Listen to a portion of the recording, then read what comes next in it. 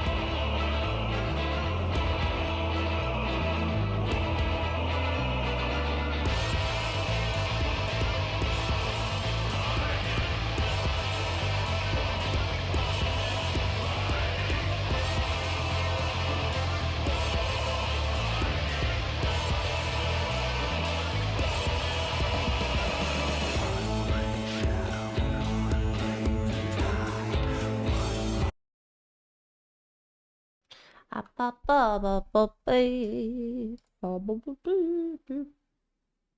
Ba, ba, bee, ya. Bee, bee, bee, bee. Mm, mm.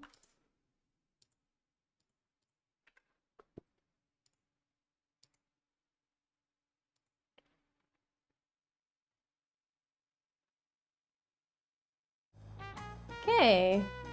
Hi everyone, welcome to the stream today. It is so good to have you here with me today on this New Year's Eve. Oh my goodness, it's the last day of 2024. We're here.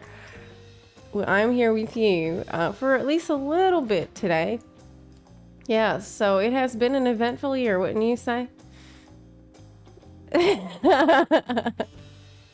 Yes.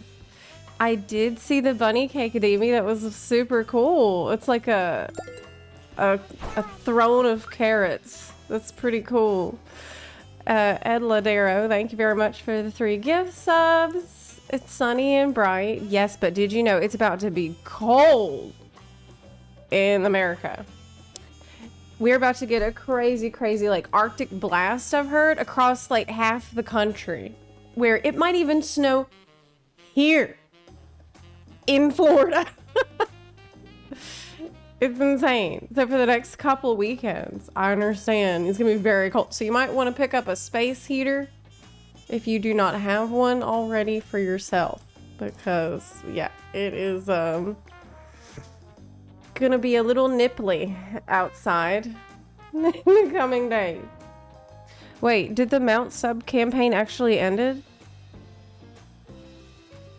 Oh shit. I think it didn't. I thought we had one more day. Oh my god, I better check that right now. Oh my god, oh my god, oh my god. Oh my god. Oh, okay, let me check. I don't think it's ended. That would be really bad if I lied. I don't want to lie to anyone. Okay, it's Snow Streamer, Twitch supporter streamer campaign. It goes till Tuesday, December 31st at 7 a.m. PST. That's not. Oh! Delete. Let me delete it. Let me delete it. Shit. Shit. I thought it was all day. And the 7 a.m. PST is 1 hour ago that it ended. Shit. Well, I didn't know that. Oops. Crap. Well, looks like we just had one person that did subs, Ed Ladero. I can try to refund your money. Just send me a DM and I'll help you if you want me to do that. Apologize. Yeah. It's time to uninstall. Hi, I like the Christmas squirrel. It's crazy how many comments I've gotten about our little Christmas squirrel. Yes. Hi, Thunder. Yeah, so apparently this ended an hour ago, but I've updated the stream title, so now we're all good. And we there wasn't too much damage from that, it seems. But, oh my god, you know what? I forgot to get it. I didn't get it.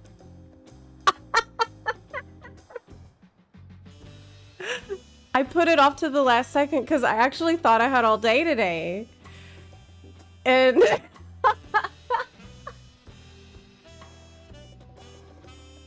I didn't get it.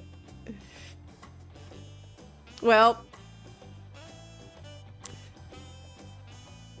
Keck W.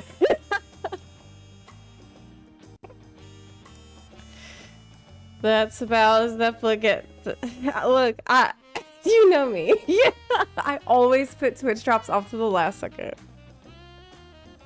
It was bad. Oopsie. You gotta check out the Moika demo. It's a banger. Okay. You put a Mountain Dew React in there for me. The trailer? Sure, I'll watch it. How long is it? It's gonna take like 2 minutes, probably. Our FF people don't mind me doing this, I think. If it's not like 10 minutes long, I think it's fine. It's fine to do it. I do this all the time. If it's like 2 or 3 minute trailer, sure. Sure. Yeah, I'll check it out. I'm curious. Firefox. But first, let's check the audio levels. Let me know if it sounds loud or not, if it's okay. Volume. Could be louder. I think it could probably be slightly... Wait. There's an echo.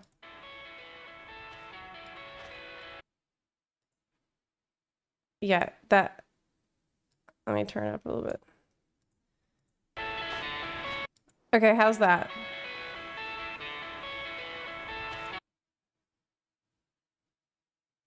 Thank you, Optimus Prime. Hiya buns. Oh, Rain of Fortune. Thank you so much for the 11-month resub. I really appreciate that. Is this perfect? It's a good volume for y'all? Okay. Just finished Shadowbringers and still feel like I don't know how to properly play the game. Well, I've been playing for over 10,000 hours and I still don't feel like I know what I'm doing. So don't even worry about it. My dad is actually here, Demi. My dad is here. He arrived late last night and I told him I was going to do a quick little stream before we go out and get lunch and stuff. Yeah, I just I wanted to check in with y'all for New Year's Eve and you know, touch base before the year ends. Or I won't see you till next year. Oh, I wonder how many times I'm gonna make that joke today. I'm sorry. Happy holidays, Miss Sarah. Mighty Flint, I'm so glad you enjoyed the stream yesterday. I also had a lot of fun in the stream yesterday. Honestly, I sat here and I just vented and talked about the game for 7 straight hours. It was really fun. I enjoyed it. So, yeah, it's a good way to just share.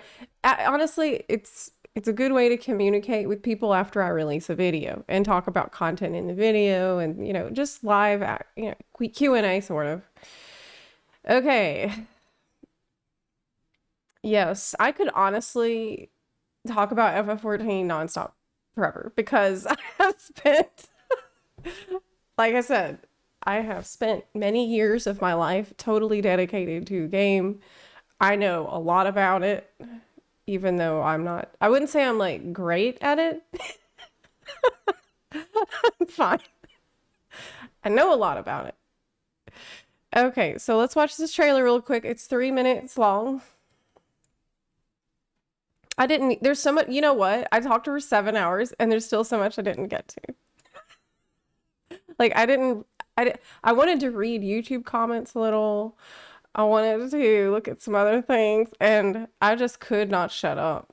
But, you know, that's what streaming is kind of about. All right, let's watch this video. Okay.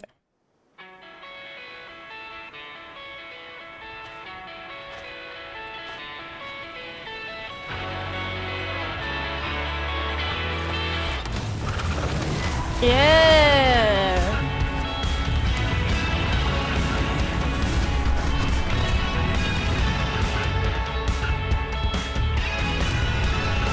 Quest. It flies? Oh, I think I knew that already. Oh, it's a song. What? It's rock and roll.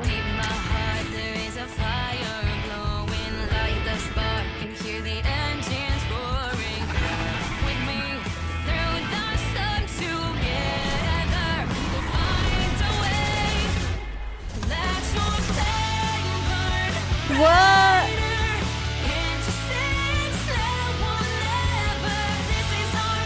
She's in a band.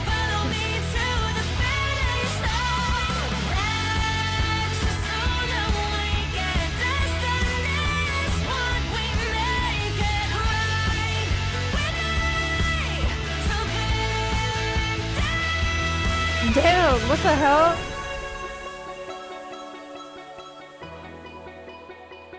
Oh. It makes so much sense, him being on them being on the keyboard and DJ. Oh wow, that's my girl. This is so cool.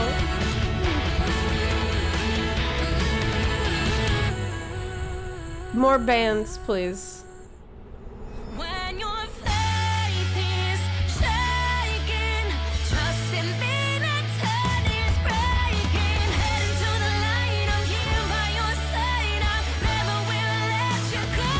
I don't think I've ever heard a song like this from Hoya.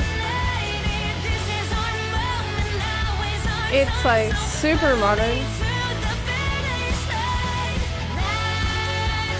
It sounds like anything I would hear on the radio today.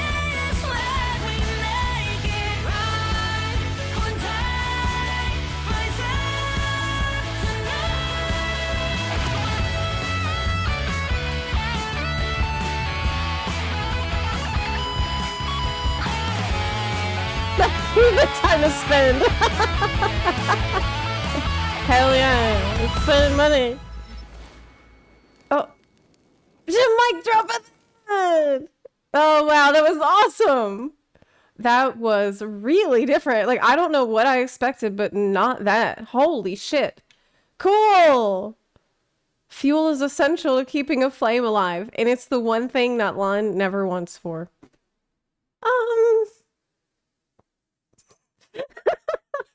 I don't know. Are you sure about that? Ignite your burning wishes, and we can stoke a fire that endures even the longest of nights. Oh, it's the singer! Thank you for letting me sing! What? Who's that?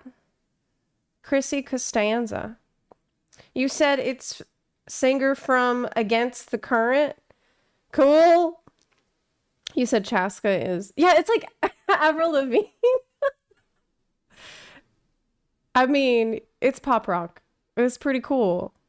Man, Hoyo, they can really just crush any genre, I think, of music. They're a music company that makes games. She sang the trial on FXAV? What? Wait, really?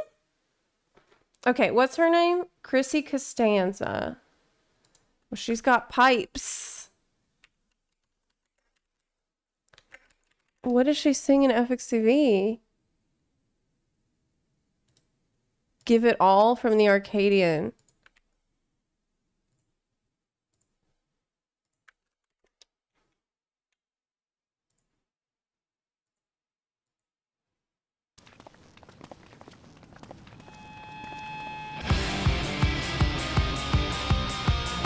She sang this.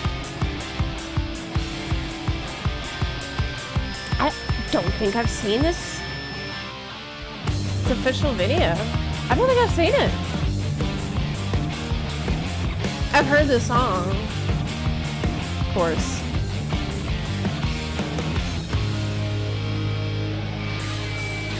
Tonight my circle finally comes complete. Passed up from the dark, I'm free. Music swelling past, chanting Nice. for this moment, fears and after. Yeah, it's the final raid, so I've heard it. It's a great song. Wow. Well, Chrissy is popping off lately. Hold on, I have crap falling down in my room. Sorry, I gotta get up.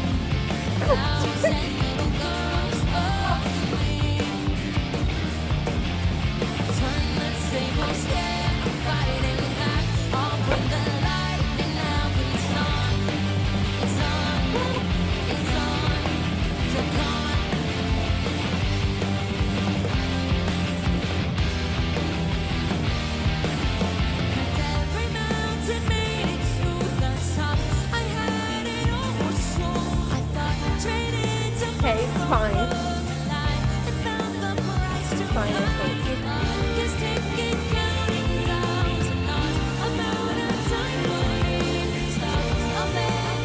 Yeah, it's good. It's fine. No problem.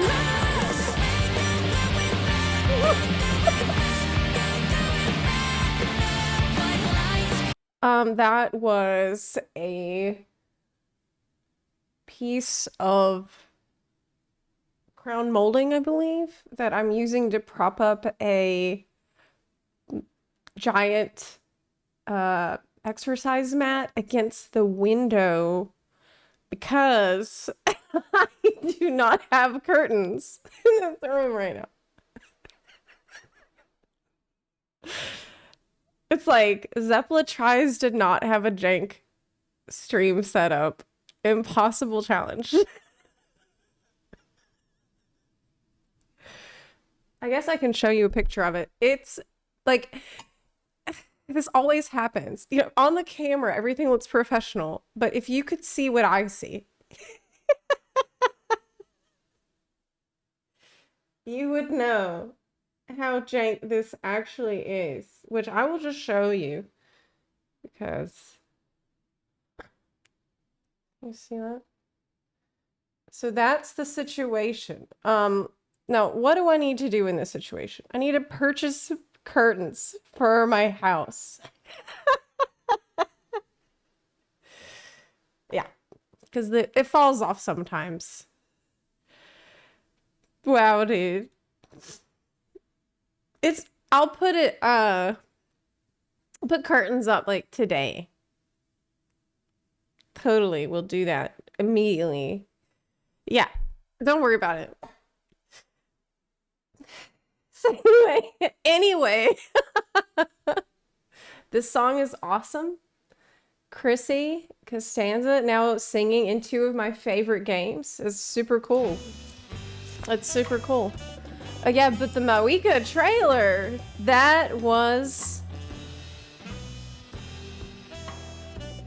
fire. Obviously. Will I pull for Mawika? No. The reason I will not and cannot pull for Mawika is because the Sunday, I will be recovering from the Sunday banner for quite some time. Yeah. He has his light cone. He's E2, actually. So I think, you know, we're gonna wait a little bit. Life saving system. I didn't pull on any banners for a long time before Sunday, and I won't pull again for quite some time after Sunday. Yeah, absolutely worth. So, do you think that's why I streamed for 20 hours immediately after the Sunday banner dropped? No, that's totally a coincidence. I mean, Rip Streamer Millions.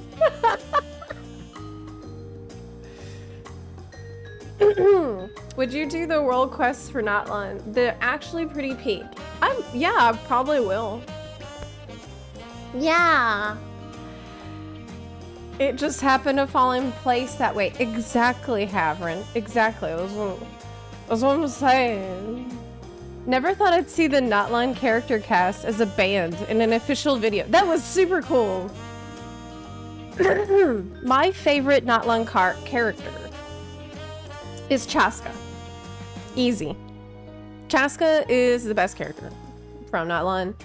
I think she's just the coolest. I love her. Besides Chaska, my number 2 favorite character from Notline. I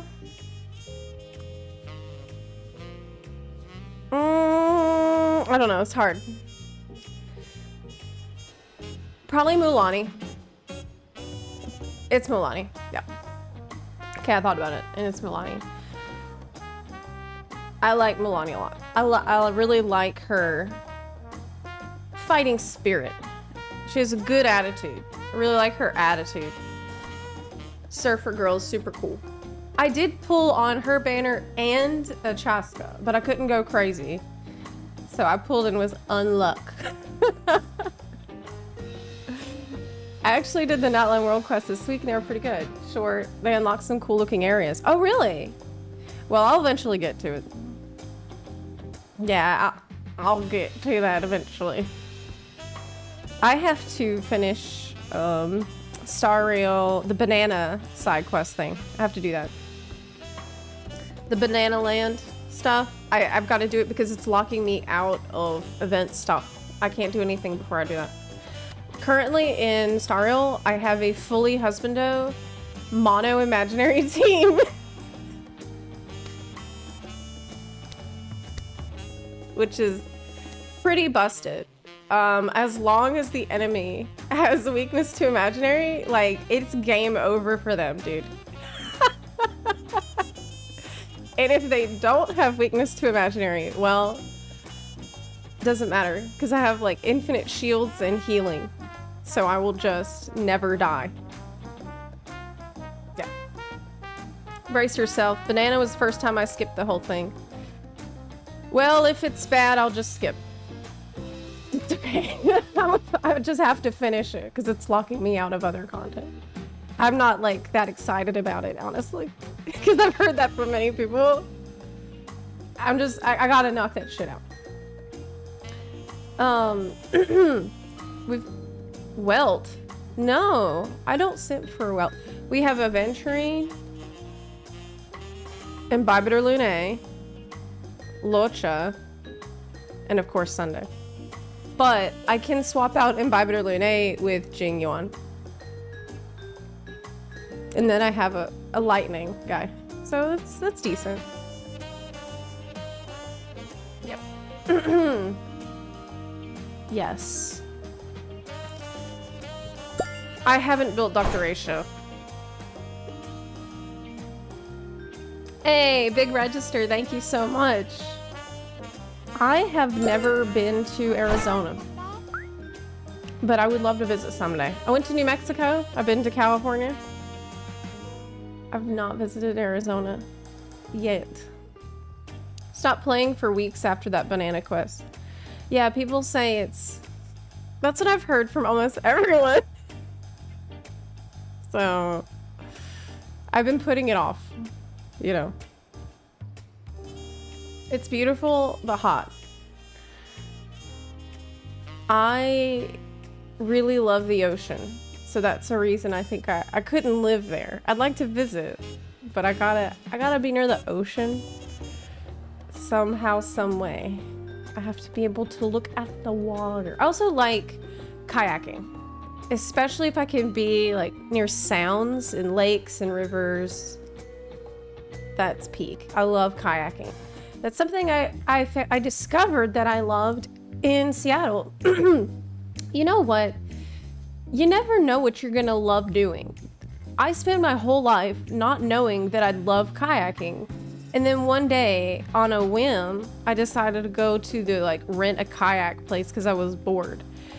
And the minute I got in the kayak, I'm like, yes. This is awesome.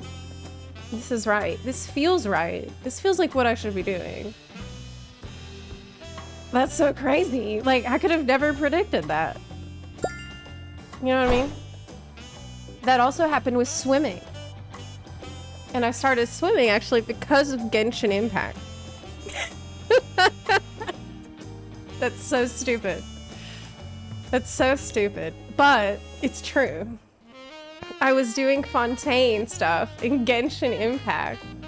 And I love how amazing it feels to swim in Fontaine. And I'm like, would it be cool to swim in real life too, like in Fontaine? I'm serious. I'm serious. I know that's so cringe, but I went to the gym and I decided to try it. And it's actually was just as fun as swimming in the video game. Swimming in real life was also very good and fun to do.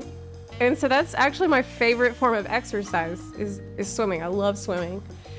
Swimming is fantastic because you don't feel like, it doesn't feel like you're burning as many calories as you are, but you actually burn a lot because it's a full body workout.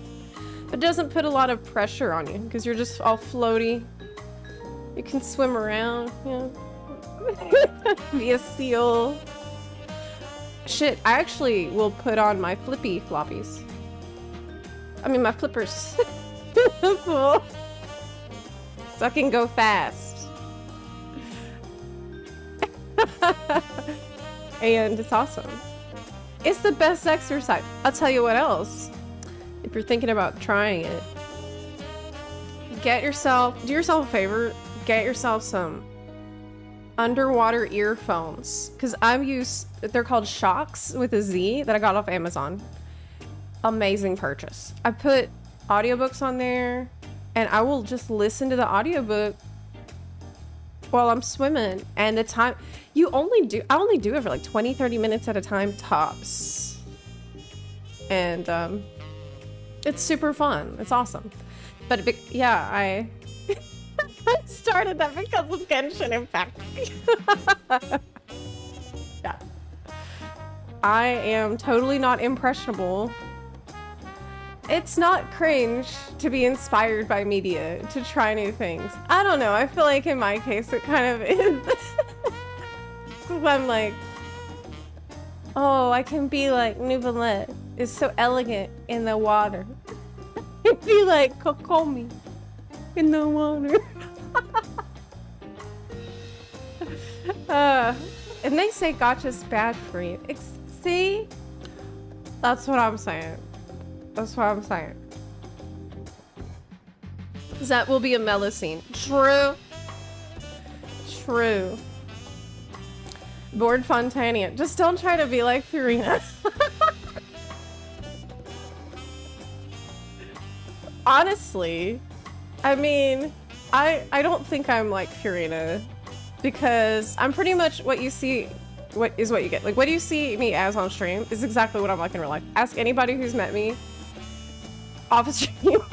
I'm exactly the same. It's not like, you know, I go off stream and I'm like having a crisis or anything. Usually. Obviously it happens sometimes, but most of the time, no.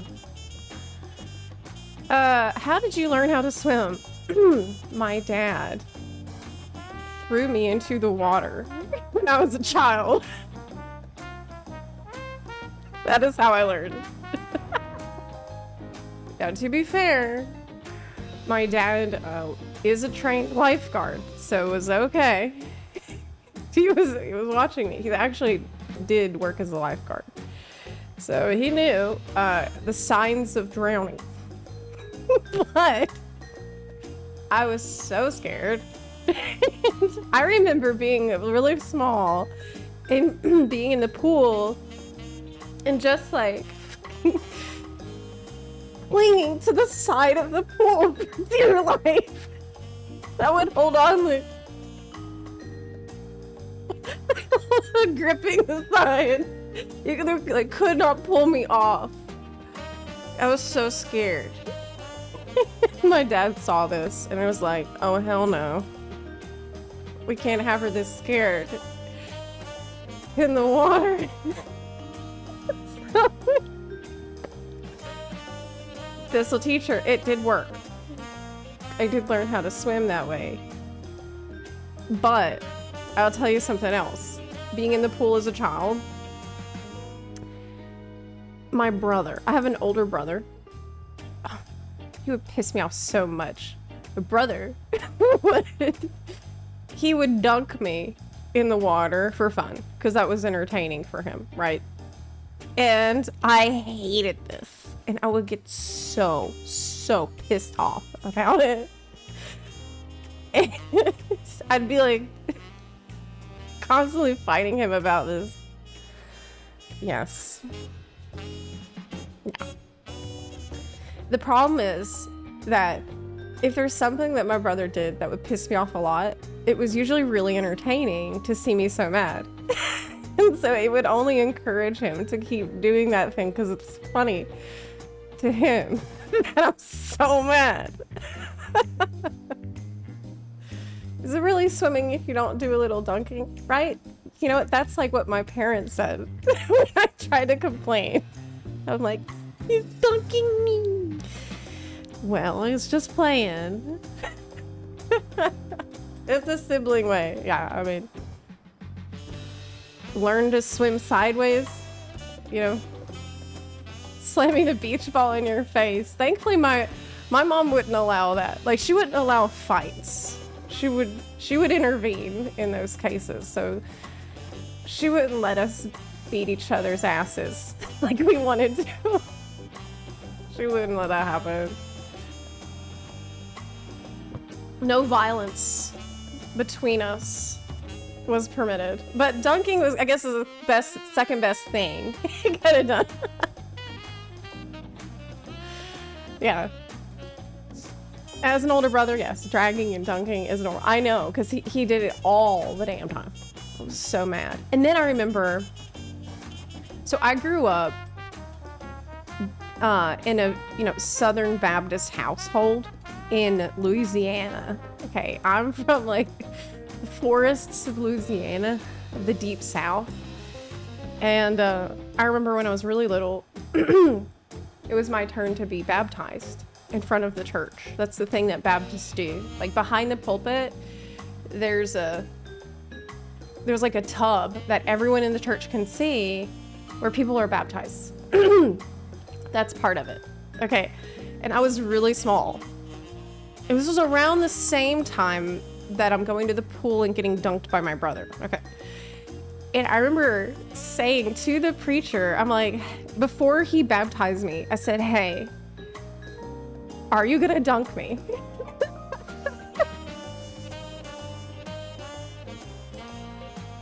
Are you gonna dunk me right now?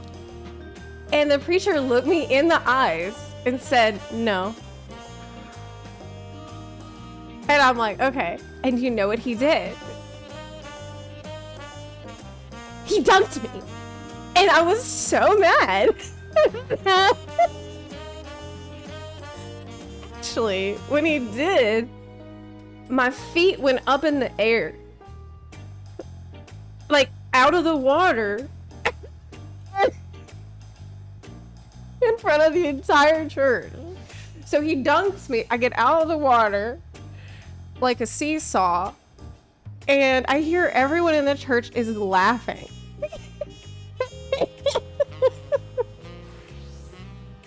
Ultimately, this is my brother's fault. Okay, obviously, it's his fault for making me so afraid of getting dunked that, like, I just can't. I was flailing in the water.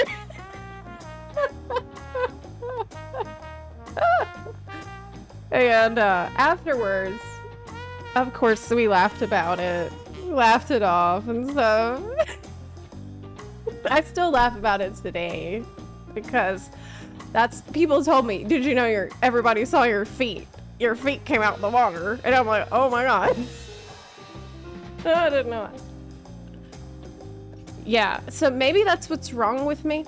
Like, I didn't get baptized all the way, right? I got it was kind of half-assed. I got one part, not the other part.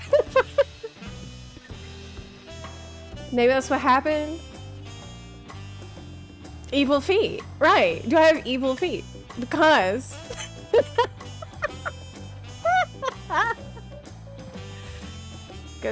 no feet. Feet not allowed in. Because part didn't get baptized. Is this how Zepla was born? It does. Sounds like a supervillain origin story. That could explain some things, but not all things. Air Dragon, thank you for the 18-month resub. I do appreciate that very much. Honestly, that was very rude of him to lie and say, no, I'm not gonna dunk you. Okay, but I think that he just wanted to get it over with and not cause a scene. He just wanted to, like, okay, next, thank you, next, right? He didn't want to be like, well, yes, but it's okay because blah, blah, blah, blah, blah. He didn't want to do all that. He was trying to clock out. Do his job and clock out. But yeah. Did your brother slip in the pie? My brother obviously thought it was funnier than anyone else. Achilles heel, yeah. You baptized the feet, pulling for child in the tub. True. I did baptize myself when I got into the hot tub on stream so that I could pull for child in Genshin Impact. I feel like that was really when maybe a lot of people realized, okay, She's kind of lost it, hasn't she? Zep has gone off the deep end. It's just... I do remember that. And I've told other streamer friends that I did it. And I said, oh yeah, I did that hot tub stream. And they were like... Mute. They said to me, oh, did you do that for a sub goal? I said, what?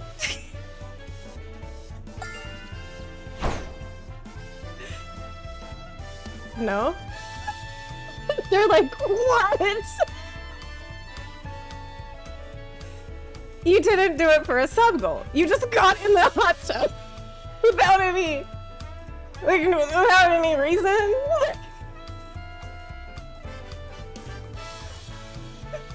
And I'm like, oh my god, that would have been really smart. That would have been so smart. That would have helped me a lot.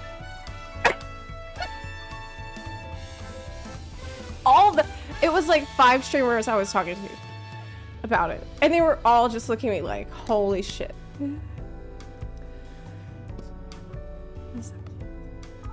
Why are you doing this?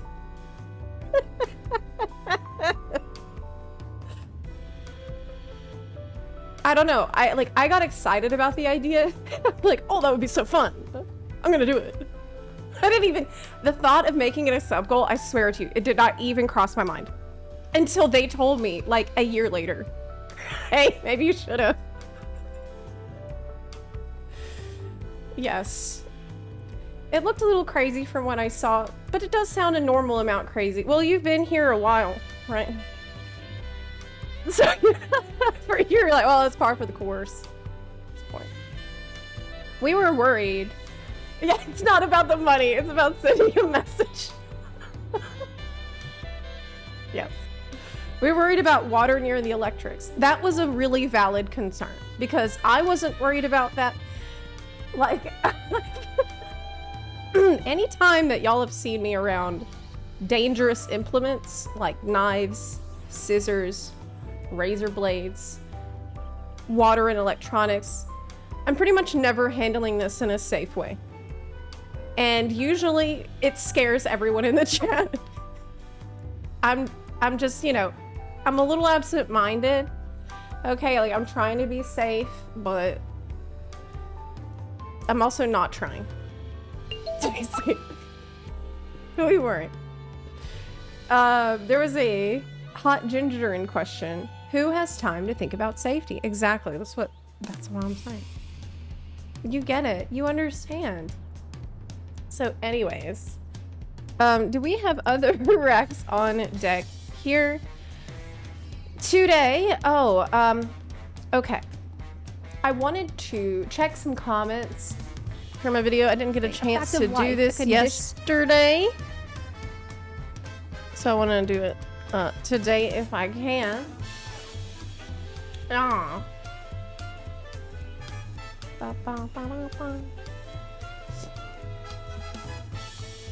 Okay.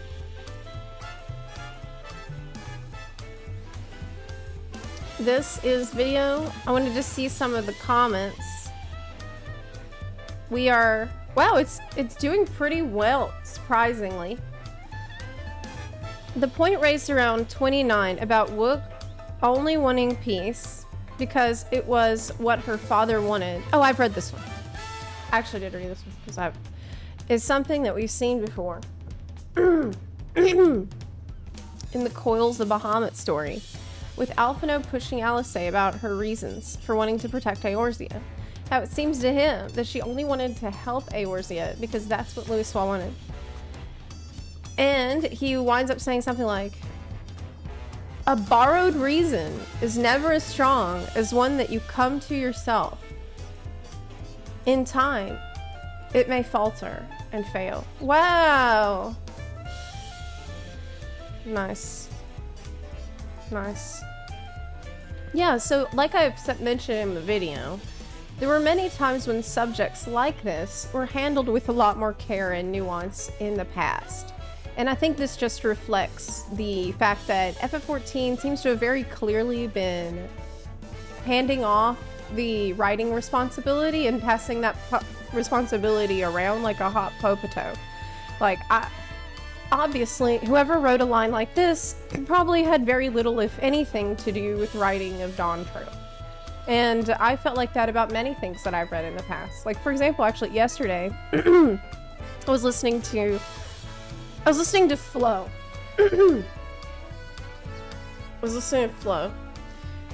And I was reading the lyrics for Flow. And I was thinking about how beautiful that entire concept was and how excellently portrayed that it was. Like, for example, it says, hush, love, close your eyes, and in sleep abide, as sun's distant light echoes down to dreams below. Know you will wake, on winds rise again, for this journey's end is but one step forward to tomorrow. And there's like this sense of things coming to an end, but also resurrection. The idea that, and this is actually a pretty common idea that's echoed a lot of times in Final Fantasy XIV, is about eternal winds. Eternal winds, like that rise again. It's kind of like the seeds that blow on the wind that build new life, you know, the seeds that fly off of a flower and then find a place to grow again. This is really common. This is really often referred to back in Final Fantasy XIV, and Flow incorporated that. And you actually hear that mentioned again in the song Tomorrow. And Tomorrow, it's referred back to, and it's here. And there's like, this is very poetic ideas. These are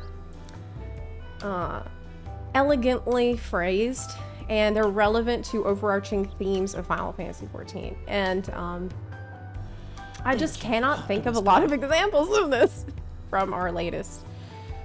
So yes, from the land's ascent, exactly. It's about, you know, the natural process of life growing again. And I had hoped that we'd see a lot more of that, considering Dawntrail is meant to be a new start, a fresh beginning, sprouting something brand new. But I honestly felt like, in a lot of cases, and I was talking to a friend of mine about this yesterday, I felt like the writers, how can I put this? Okay, let me put this delicately. There were many times when I couldn't tell if the writers had even played the rest of the MSQ. Now, maybe they did. I'm not saying that they didn't, but it felt like I wasn't sure. I couldn't tell that based on character voice and the way different topics were handled and discussed. It felt like it had almost no relation at all. Like almost like they said, don't even worry about anything that came before. This is a completely new, fresh start. And paid little to no attention whatsoever to anything happened before. Or they didn't pay much attention. It did feel like that. And in Walker, they used a bunch of lyrics from older songs and dialogue a lot. Oh yeah, that is true. Now, I do remember at one point in Dawntrail when Wook Lamont says, thank you so much for hearing and feeling and thinking along with me. It's in that scene where she's at the top of the tower and gives you the big revelation in the middle of the night about peace and happiness. And I felt like that was very forced. It didn't feel natural. It felt like, oh look, hear Phil think again, remember that? I kind of cringed personally when I heard that. Thinking and feel, yeah, it was a reference of all time, absolutely. Stinian had the Dawntrail experience we should have had, yes. He was the one really having a good time.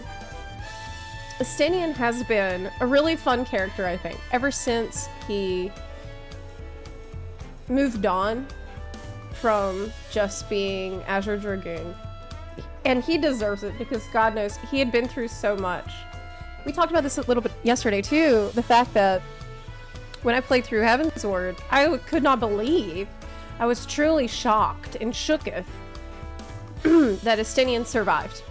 Heavensward. I've been thinking about that a lot lately. The fact that at the time, it was so unbelievable that he actually made it. Because that's how ruthless that they had been prior to that. They really did not hold their punches during that expansion. But of course, you know, it's different riders. And I feel like this is kind of an issue that we might continue to have if they keep passing the baton of the writing responsibility around. Because I feel like the result is a disjointed narrative where all the pieces don't feel like they go together and they don't all feel like they're written by the same people. It's just too many perspectives that don't correlate with what we know, and we need it to be like threads elegantly interwoven together. Like we've seen, of course, with Ishikawa taking over for Shadowbringers. What a lot of people maybe don't realize is that she went in Shadowbringers and she created all of these threads, plot threads, and wove them together. She made it appear as if those threads were always present, but it was actually just her incredible skill that allowed her to say, this, we can all make it like seem like it was meant to be from the start. And I do think that that might be the reason why they felt pressure to let her also write for Endwalker, because it was like they really needed to tie up those threads that she had created with Shadowbringers. But I wonder if I've really been scratching my head about this a lot lately. Like, what happened? Why haven't we had kind of same writers coming back that have, you know, proven track record? And I think if you look back, Mayhiro was working on Heavensward. He did Heavensward, and then Heavensward was a banger. And they moved him into a supervisory position for Stormblood. And then after that, they put him on FF16. And now he's just mentioned as like special thanks, so I don't think he has any writing, like he's not contributing a lot to the writing right now. Or else he'd be listed in the credits as a writer. But I wonder if that was kind of like the pipeline that they were trying to do. Like, okay, this writer does MSQ. If it's a banger, they can be supervisory role for the next expansion, and then maybe we'll funnel them off to some other project. It's great. Because it's kind of what they did with a hero. And then with Ishikawa, you know, she wrote the banger that was Shadowbringers MSQ. And then they felt like, well, we got to put her on Endwalker too, because she wrote all these threads and it's a lot to tie up and only she can really do that. So they put her on that. But they then wanted her to be supervisory role after that, and then maybe even with a plan to funnel her out to some other project afterward. If she wasn't already doing both things, like supervising plus some other shit that we don't know about. And I don't think this is good. Basically, I don't think that this pipeline is a good idea. I don't think it's healthy for the game at all. I think that they got very, very lucky twice. They got extremely lucky with having Mayhiro being incredibly talented writing Heavensward, and Ishikawa obviously having incredible talent writing Shadowbringers and Endwalker. But they can't keep, like, experimenting with people that haven't made story quests before in that position. Like, I personally do not think it's a good idea. I personally don't think it's a good idea. That's my opinion. We need to, like, because Soken, look, for example, we have Soken, right? Soken, fantastic composer. And he's our composer for all expansions. We don't need to swap out composers that much. Okay, we can just keep doing what he's doing because he's doing a great job, right? That's kind of, as someone that just because constantly swapping people out, it leads to, I think it's a huge risk. And I mentioned this a little bit yesterday. I don't think that everyone who's amazing at writing story, I don't know if everyone who's a great writer is also a great supervisor. And that isn't a character flaw. That's just personality types. Like, not everyone is that comfortable with checking people and saying, no, you need to get rid of all this and redo it. Like, not everyone is that type of personality. And I think it's kind of unfair to expect that of everyone who's very good at writing. It's typically really like, yes, there's different kinds of people that are suited for different roles. And I just hope that this is something that they can really consider. Because this story can't be this disjointed going forward. He said, I felt like the new start meant at times to not remember what came before. I also agree that it feels like there were too many hands in the story. I get you gotta cook to get another 10-year story. Maybe everyone should be using the same cookbook. Yes. Actually, I was talking to a friend of mine yesterday about the story, and just kind of spitballing, wondering, what happened? Like, why does this feel so disconnected from everything that happened before? Maybe they just said, don't even play the previous 400 hours. But that's insane. Like, I don't think they would do that. But my friend told me that with the Sonic franchise, that Sega had decided to change direction with the franchise around 2008 and become self-aware cringe humor, because they had made one bad game and the game journalists didn't like Sonic.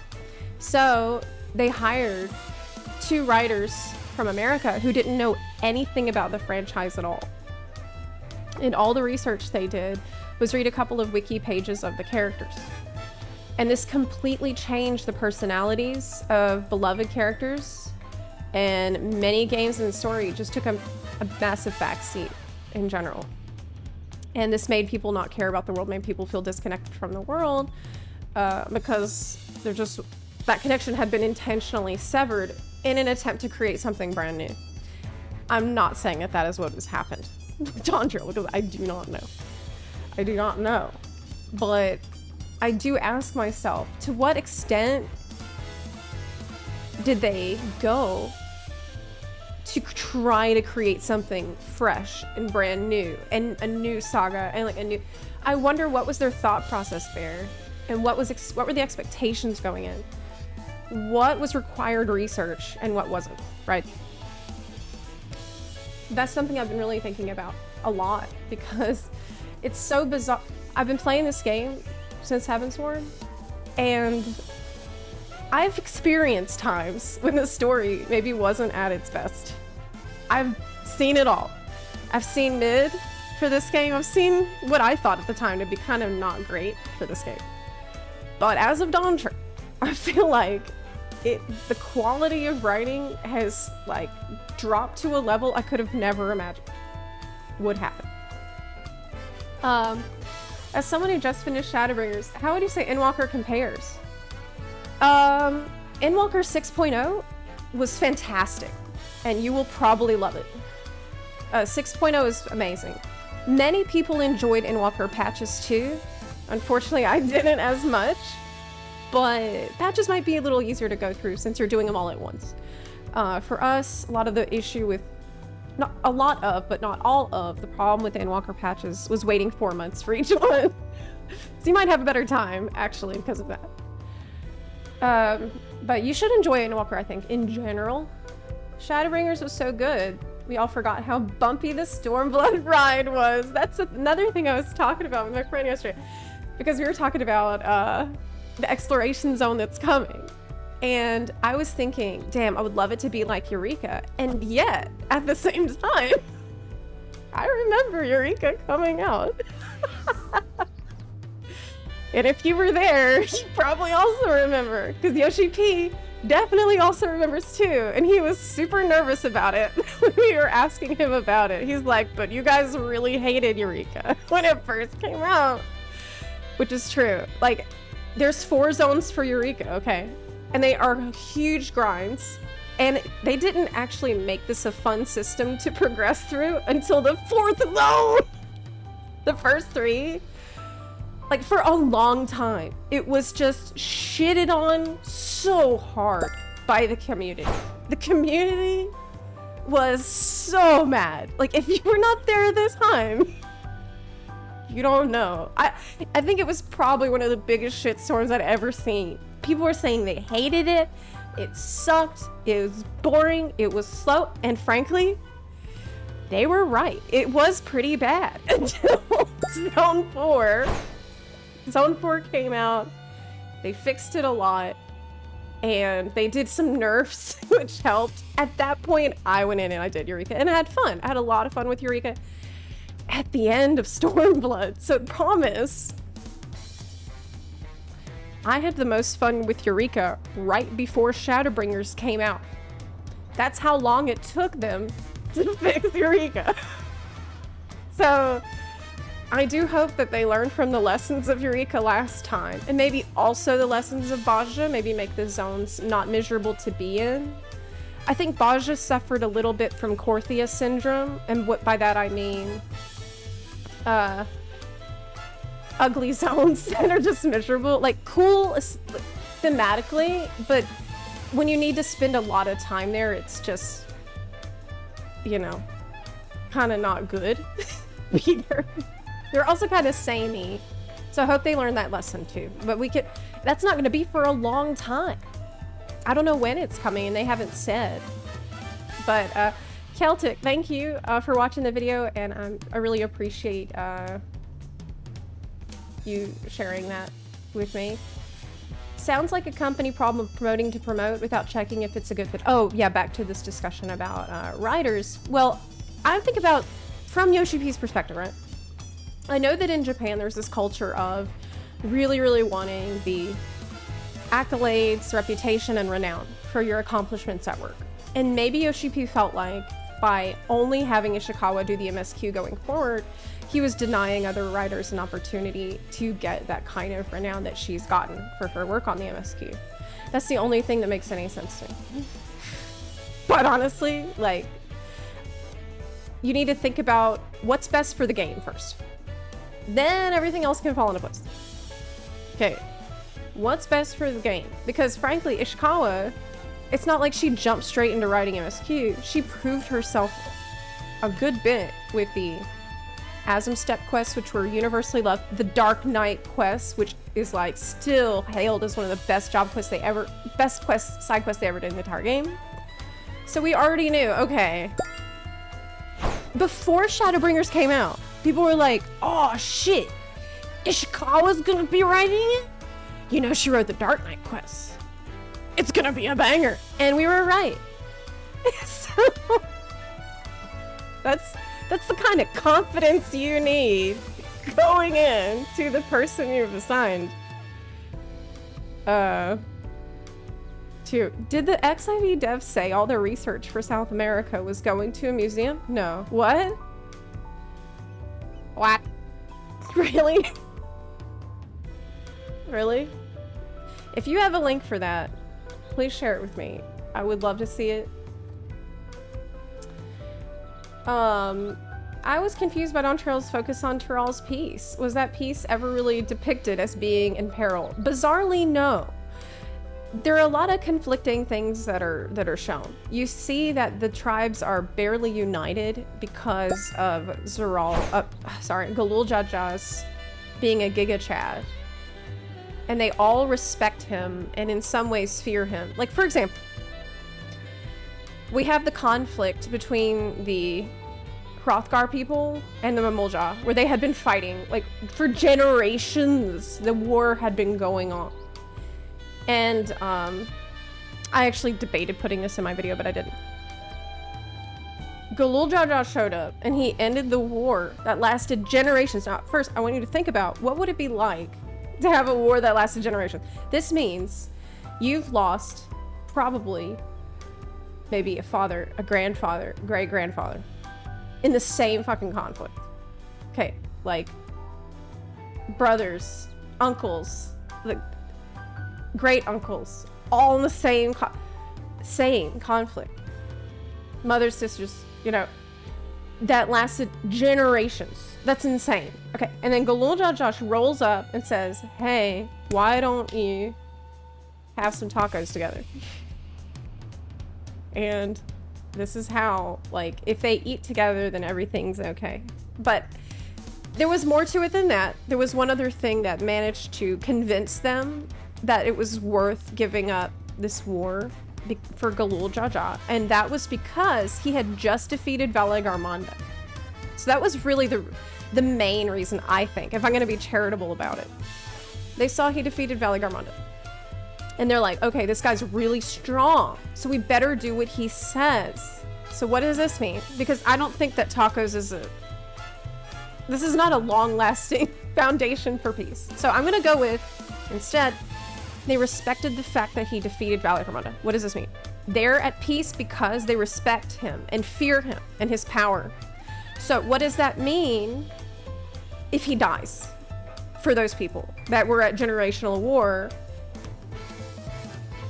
And now the only reason they gave up their arms out of fear and respect, he's dead. Like, what do you think would happen in that situation? Obviously, there would probably be chaos. There would be civil war all across the land, because that's just one tiny example. There's a shitload of different kinds of people all over Tyrol, barely united and barely, doing nice things. Like, Moblin stopped enslaving people because of this guy. It's only because of him. So I feel like for everybody to just be like, yes, we accept our new rulers peacefully. Like, nobody has any real, like, human reactions to things, I think. It's disconnecting. It's disconnecting. Because for me, I think if you look at Ishikawa's writing, and if you listen to her interviews about her writing, there's one thing that really will stand out. Listen to some interviews, maybe from FanFest, if you have time, if you want to, where Ishikawa talks about her writing process and what she thinks about when she's writing characters. Her strength as a writer is getting in the heads of characters. Nobody does it better than her. That's why she's such a good writer. She thinks to herself, she thinks of the characters like they're people she knows really, really well, like inside and out, like children. And so she can ask herself, what would they do? How would they feel in this situation? What questions would they be asking themselves? What problems would they be grappling with? And all that goes into what they say. So what they say is just like the bubbling up of what they're feeling instead of, guiding you to the next quest objective. And I feel like that is really the special spark that was missing. I feel like it's less about letting writers get their accolades, but training other people to be able to do the job as well. Yeah. I mean, training someone else to do a great job with creative writing is frankly not the job of other writers on the team. This is gonna sound really mean, and I don't want it to, but it's important that the people that they're hiring to do this job like have the education and the skill set and the experience and the proven track record and the resume, so that other writers don't need to show them things like, well, here's how you need to get into the character's head. Here's the research that you need to do first. Here's the that's every writer's responsibility on their own, because the other writers don't have time for this. They need to spend their time writing. The more I think about it, the more Galul Jaja feels like he was the OG Gary student of the story. Oh god, I didn't even get into that. Okay. Because everyone likes Galul Jaja. And I like Galul Jaja. So I decided I'm not even going to touch this one. Because look. Maybe I could in a different video. But it was just, he suffers like from many of the same other problems that other characters do. Like, the writing kind of did him dirty in the same way it did Wiclamot dirty, and in related ways. Because in some cases, he's portrayed as a loving father who did everything and trained the children so hard. Wiclamot says this. And then in other cases, he's treated as a, like he's, you know, Zeral just says, my father spurned me, which kind of doesn't make a lot of sense based on everything else we've been taught about him up to that point. I also think that it is having Galul Jaja be a character who shows up to the Moblins, telling them to, you know, politely asking them to stop doing the slavery, and they say yes. Like this, the entire situation there is incredibly hollow. It's very shallow, and it makes Galul Jaja feel more shallow as a result. You see what I'm saying? Like, a well fleshed out character would understand that the issue is more deep than that, more complex than that, and more serious than that. But they don't give him an opportunity to do that because it was just kind of, it was very odd the way that they handled that. But that kind of is the case for almost every little issue that he goes along and solves on his own. I feel like it would have made more sense to write Galul Jaja as a conqueror. Like, he's an old king now, and he's chilled out now. But I think it would have been more interesting to have him be someone who united the tribes with blood. Because he's the biggest, strongest, baddest guy. And in his youth, he might have been vicious, ruthless, brutal. And everyone feared him. Everyone respected him. And he earned his right, like, in a pretty messed up way. And then have Wiclamot have to cope with that.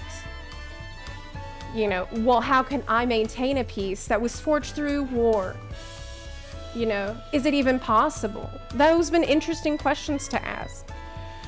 But instead, they had, yeah, and then have him be this super cool, like, old king, which he kind of is portrayed as. Who can just, he has the luxury of chilling out now. Because he was just such a crazy guy. Like a tyrant in youth. That would have been way more interesting. Yeah, he's like wise now, and now maybe now in his old age, he looks at his daughter, who he loves, and he wonders, you know, is this what I want her to become? You know, she's innocent to me, she's precious to me. Do I want her to take on this responsibility that I had? Like, can I even ask her to do the things that I had to do to get to where I am? You know, that would be a huge conflict to explore that would have been very interesting and would have actually made us sympathize with Wook a little more.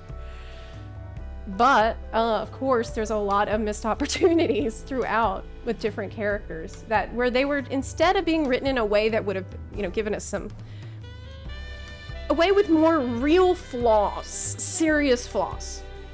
Like, that would have been messed up. Without, if you don't have these serious flaws, it just makes all the, I think they went out of their way to make a lot of the characters very, very safe, very, you know, sterile, you know, didn't do a whole lot of bad things. Everybody's nice, everybody wants good things, everybody wants everyone to be happy, everybody's really patient and kind and gentle. And he might seem like a big, scary guy, but he's actually really sweet. Don't worry. Like, you know, I just feel like it's too much safety. We don't need all that, okay? We don't need all that. It's okay to have flawed characters. And I've been saying this for a while, even within the Scions, right? Scions are all kind of like this at this point.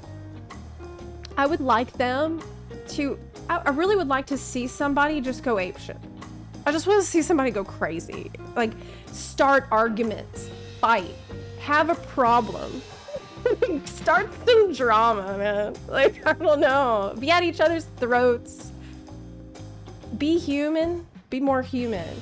Instead of, it feels like, sometimes it feels like we're all at work. And we're all behaving the way we feel like we need to at work. Instead of, you know, as normal people experiencing trials and tribulations. So the chemistry between characters was missing. I think the peak of her writing characters is in the Shadowbringers, where you get the sibling reaction between Alice and Alphino. There was so much great character writing in Shadowbringers that I could probably make a whole separate video about, but that is one of the... That's an example I put in because it's like one line. It's very easy and quick to just put into the video really fast without a huge tangent. But there are countless examples of small, short lines that tell you a lot about the character. Like, for example, in Endwalker, a big one was Thancred. In the scene where everyone else is like knocked out and Thancred is still hanging on and he's like, survive. That was the one word that he held on to. And that alone teaches you so much about Thancred. It was awesome. It was super cool. Thancred's arc in Shadowbringers, I could talk about all day. You know, Urianger even had a fantastic arc. And what's weird to me is that Shadowbringers, I feel like, taught us more about what the Scions are like when they're off on their own. Dawntrail did. Because in Shadowbringers, Scions had opportunity to just be alone and do their own thing for a while. And that was a really good window into who are they, really, in their own free time. Like, obviously, in that case, they still had to save the world. But we saw more of their unique personalities because of that.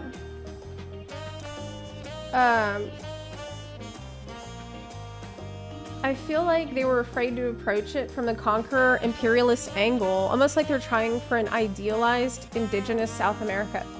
Oh my god, that's a whole can of worms. So you think that they didn't want to be insensitive with the conqueror character. They were worried that might have been insensitive. I wouldn't put it past them, frankly. But, I mean, you can't write stories this way. Constantly worried about these kinds of things. You focus on, is it a good story? And obviously you should be maybe somewhat alert to, am I being actually insensitive right now? But you can go, I mean, you can fly off a deep end there where you just end up telling the most safe and boring thing ever. You know? Honestly, you basically fixed the peace issue and Zeralja issue. Having Galul Jaja be a warmonger who established peace through fear, mellowed out with age, hence why his son has such a damn complex about living up to the miracle. Actually, yes, that would have also solved the Zeralja issue too. That's true. Yeah, that's true. And it would make sense why Zeralja was the military leader, wanting to be like his dad. And wanting to learn how to conquer with military force because he feels that is the way that worked. And that is actually rational. That would be a rational conclusion. And so he would actually have a good argument. Like, maybe not the best way, but it's at least it's coherent. You know, it would make some sense that he saw it was they united with force, so I will keep it with force. It makes total logical sense, doesn't it? HR is in the room. Yes! I remember Yoshi P kept talking about something that would cause a split with the Scions and nothing came from it. Oh yeah! Well, yesterday we were talking about this and someone in the chat suggested that they think that maybe originally they wanted to give you a choice to go with Kona or Wuplamont. But in the end, they backed out. And because the game isn't very alt-friendly, and so they didn't want you to have to go through the thing all over again to see the other route. I wonder if that's it. I feel like it's not a bad theory, but I don't know. That would have been really, really outside the box for them. So, maybe less likely. Urianger was the one who tried undermining things, but for the greater good, until he stopped in Endwalker. Thancred eased up a bit on being a womanizer. I was looking forward to see womanizer Thancred in Dawntrail. That's what I wanted. I wanted him to be, like, flirting, and I wanted to see more of Realm Reborn Thancred make a comeback in Dawntrail. I was really looking forward to that, based on what I've seen in the CGI trailer. I wanted to see him, like, with girls following him everywhere, and I wanted him to have fun. He's had some rough expansions. I wanted Thancred to have a good time, finally. But, yeah. Yeah. Why does every expansion have to be serious? Have a fun one, right? That's what I'm saying. That's what I wanted. I wanted to just kick back, relax, chill. But that's kind of, you know, kicking back, relaxing, and chilling would mean a completely different plot. Like, entirely different plot. Altogether different plot. Maybe they could have a kickback, relax section in the first part, and then have Galul Jaja dies, and then from there, have a civil war or something. So like a little bit of kickback, relax, at least in the first part. Give us our Thancred flirting, Urianger getting drunk, all the stuff first, and then go from there. Even for a Japanese person, story and direction just seems strange to me. If they made it with passion, it wouldn't be of such strange quality. I completely agree with that. I do feel like it was missing passion, because it just felt a lot of the time like guiding you to the next quest objective. Like, let's all work together in peace and harmony to go to the next spot. Yep. Someone had a theory that originally the Zeralja and the Kuljaja were originally supposed to be one character. Yes, that's my theory. That's my theory. I actually do believe this. This is my biggest tinfoil hat theory that I have. And I mentioned it a little bit in the video, but I didn't go too deep. Like, I didn't mention the fact that wouldn't it make more sense if Bakul Jaja was the one who said he had been spurned by his father and went crazy because of the pressure of being a genetically engineered child, and because his father is the one that's actually an asshole, that actually is huge butt? Wouldn't that make more sense for that to be something that would drive you insane? That's real insane pressure. Rather than Zeralja, whose dad, by all accounts, is very nice and sweet and loved him, and everyone like is like, oh. That's part of the reason why I just feel like the way a lot of things feel written is like you had two writers pass each other in the hallway, bump into each other, the papers got shuffled, and they're just like, oh shit.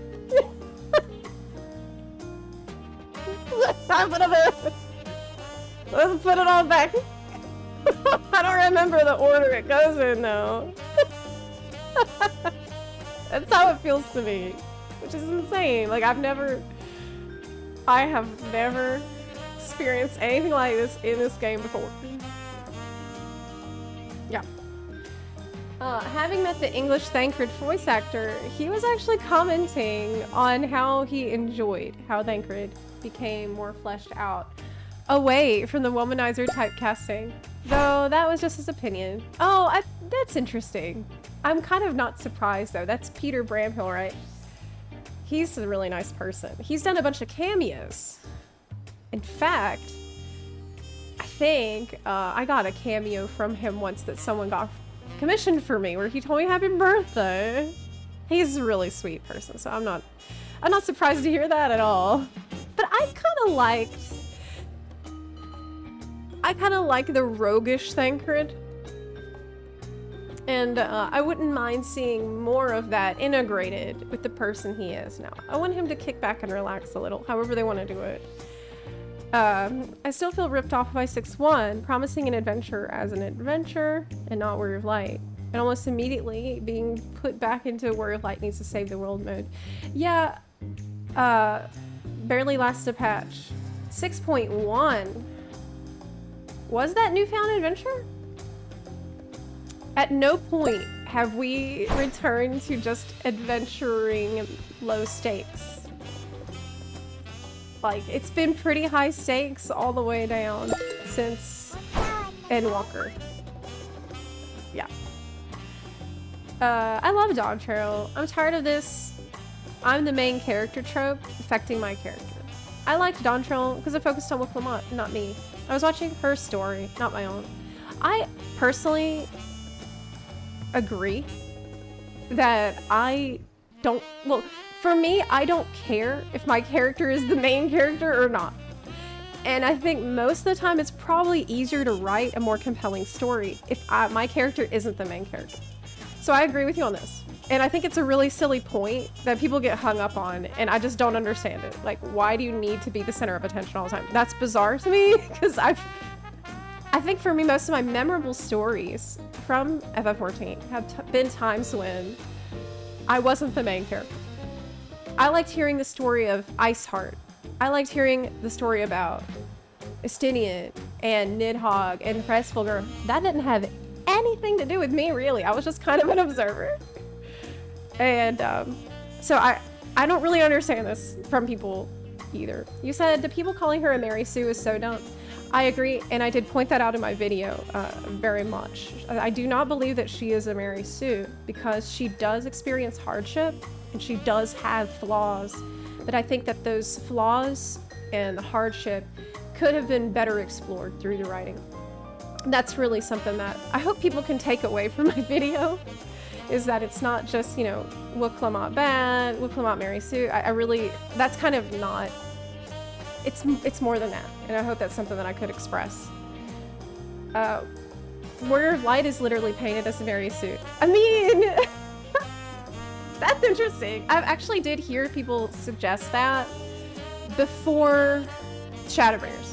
I remember that was a discussion that people had. Like, is Warrior of Light a Mary Sue? I think that Shadowbringers kind of broke that, though. And that was another thing I loved about Shadowbringers, was you fail in Shadowbringers and it sucks. There's times when, like, nothing's working out. You're trying to save the world, but it's kind of not working. And I remember that at one point, your friend, Feo, comes to comfort you and console you. And that was amazing for me. I was like, damn. So I'm supposed to be the great big hero who doesn't do anything wrong. And yet, right now, I feel like I can't do anything right. I am screwing up and I can't handle this. And I don't know if I'm even going to survive. It was crazy. So I would like them to write more times like that, when you stumble and fall, when not everything goes your way, when you try and things go in the opposite direction of what you had intended, because it's way more engaging. It makes you feel more connected to your character. He said I was genuinely pissed when the Scions showed up near the ending because I'm tired of the Scions saving the day. Honestly, that's fair. But I feel like they're not going away anytime soon. I just want an entire expansion taking a back seat. I think that is probably not gonna happen now, because whether or not you think this was actually an issue with the writing of Dawntrail, Yoshi P thinks it is. You know, we talked about this response that he did where he said that one of the biggest issues was the Warrior of Light was at the forefront. We want the Warrior of Light. We understand players want us to return the Warrior of Light as the hero of the world. He said this. And I find this kind of... First, I find it to be a little out of touch, because that's not the main issues people have had. Like, maybe a couple people felt that, but I do not think that's like, okay, priority one with fixing Dawntrail, make Warrior of Light the main freaking character, because I feel like this is dismissive of all the other serious feedback about the fundamentals of writing that went wrong. And that's one of the reasons I made this video, hoping that it might reach devs. Yeah. Zep, your analysis was spot on. Didn't think I'd enjoy an hour-plus video on the topic, but I was hooked. Thank you so much. I'm really, really shocked and happy about the positive response I got. And I think I might continue with this format. If people like the format, I was pretty worried when I was writing it because I'm thinking to myself, this feels really academic. This feels really dry. I don't know if people are going to be entertained by this at all. That was my worry. Apparently people like the video essay. So, that's good. That's good.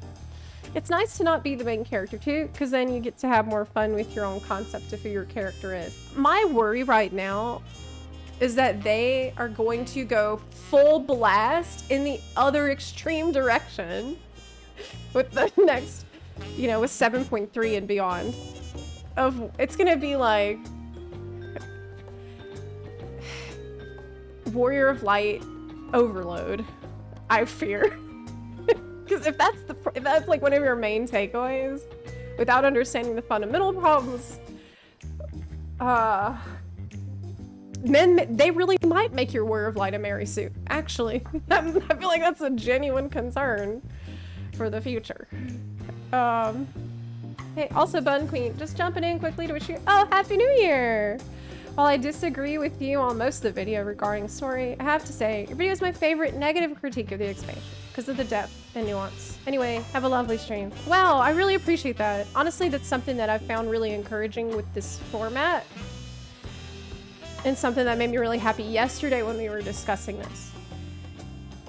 Probably the thing I'm happiest about regarding the video is the fact that many people who do not agree with me on my opinions have come to the stream and we've been able to talk about it.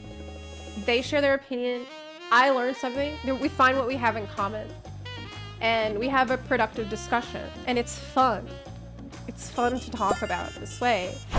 That's something that I found really, it made me really happy, is that I think by trying to be more constructive with your feedback, you invite more people into the discussion.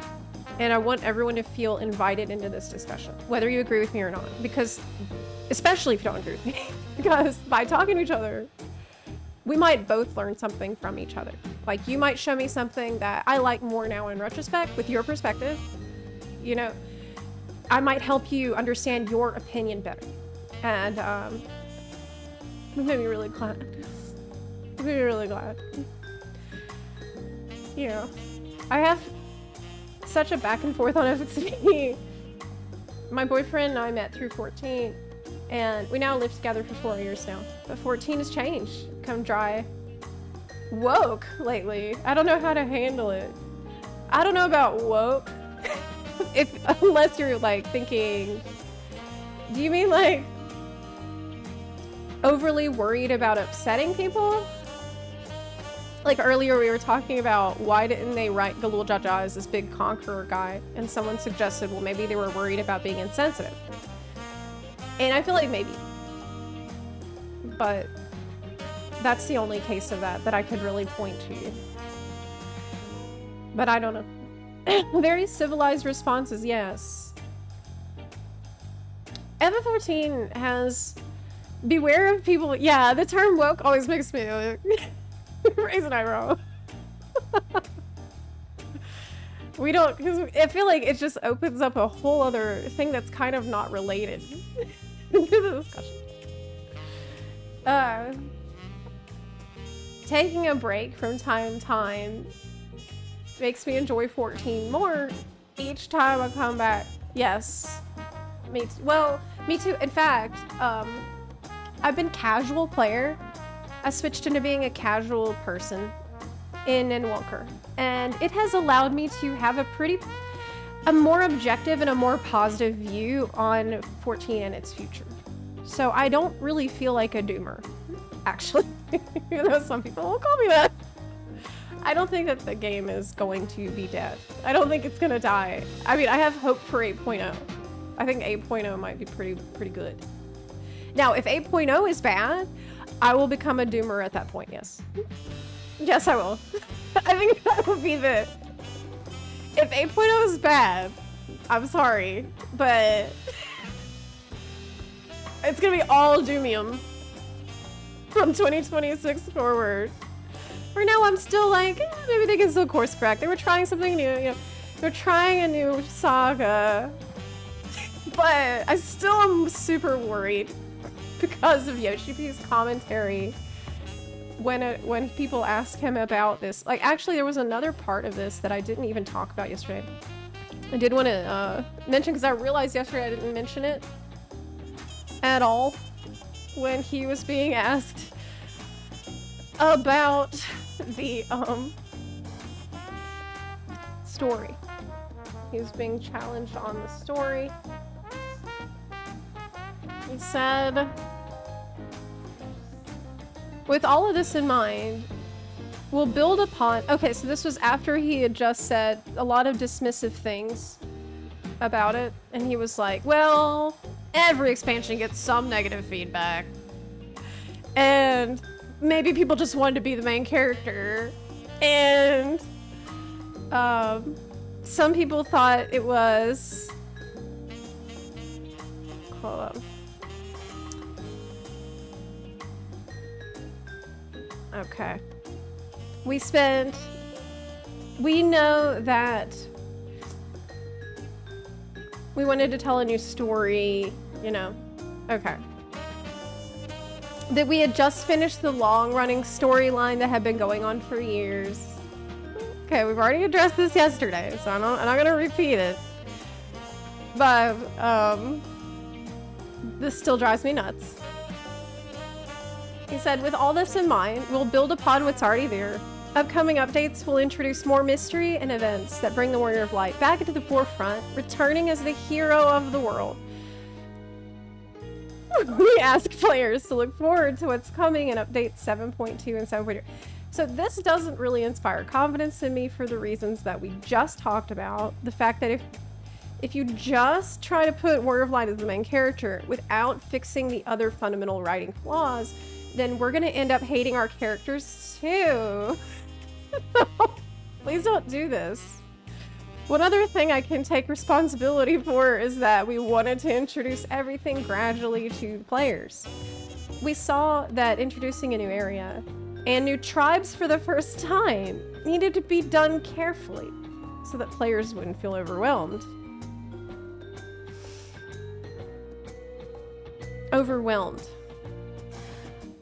Some people, however, felt bored and wanted things to move faster. I mean, I did feel bored, but it wasn't because I was too slowly being introduced to the tribes. It's that all the time that I spent with the tribes from beginning to end was very dull.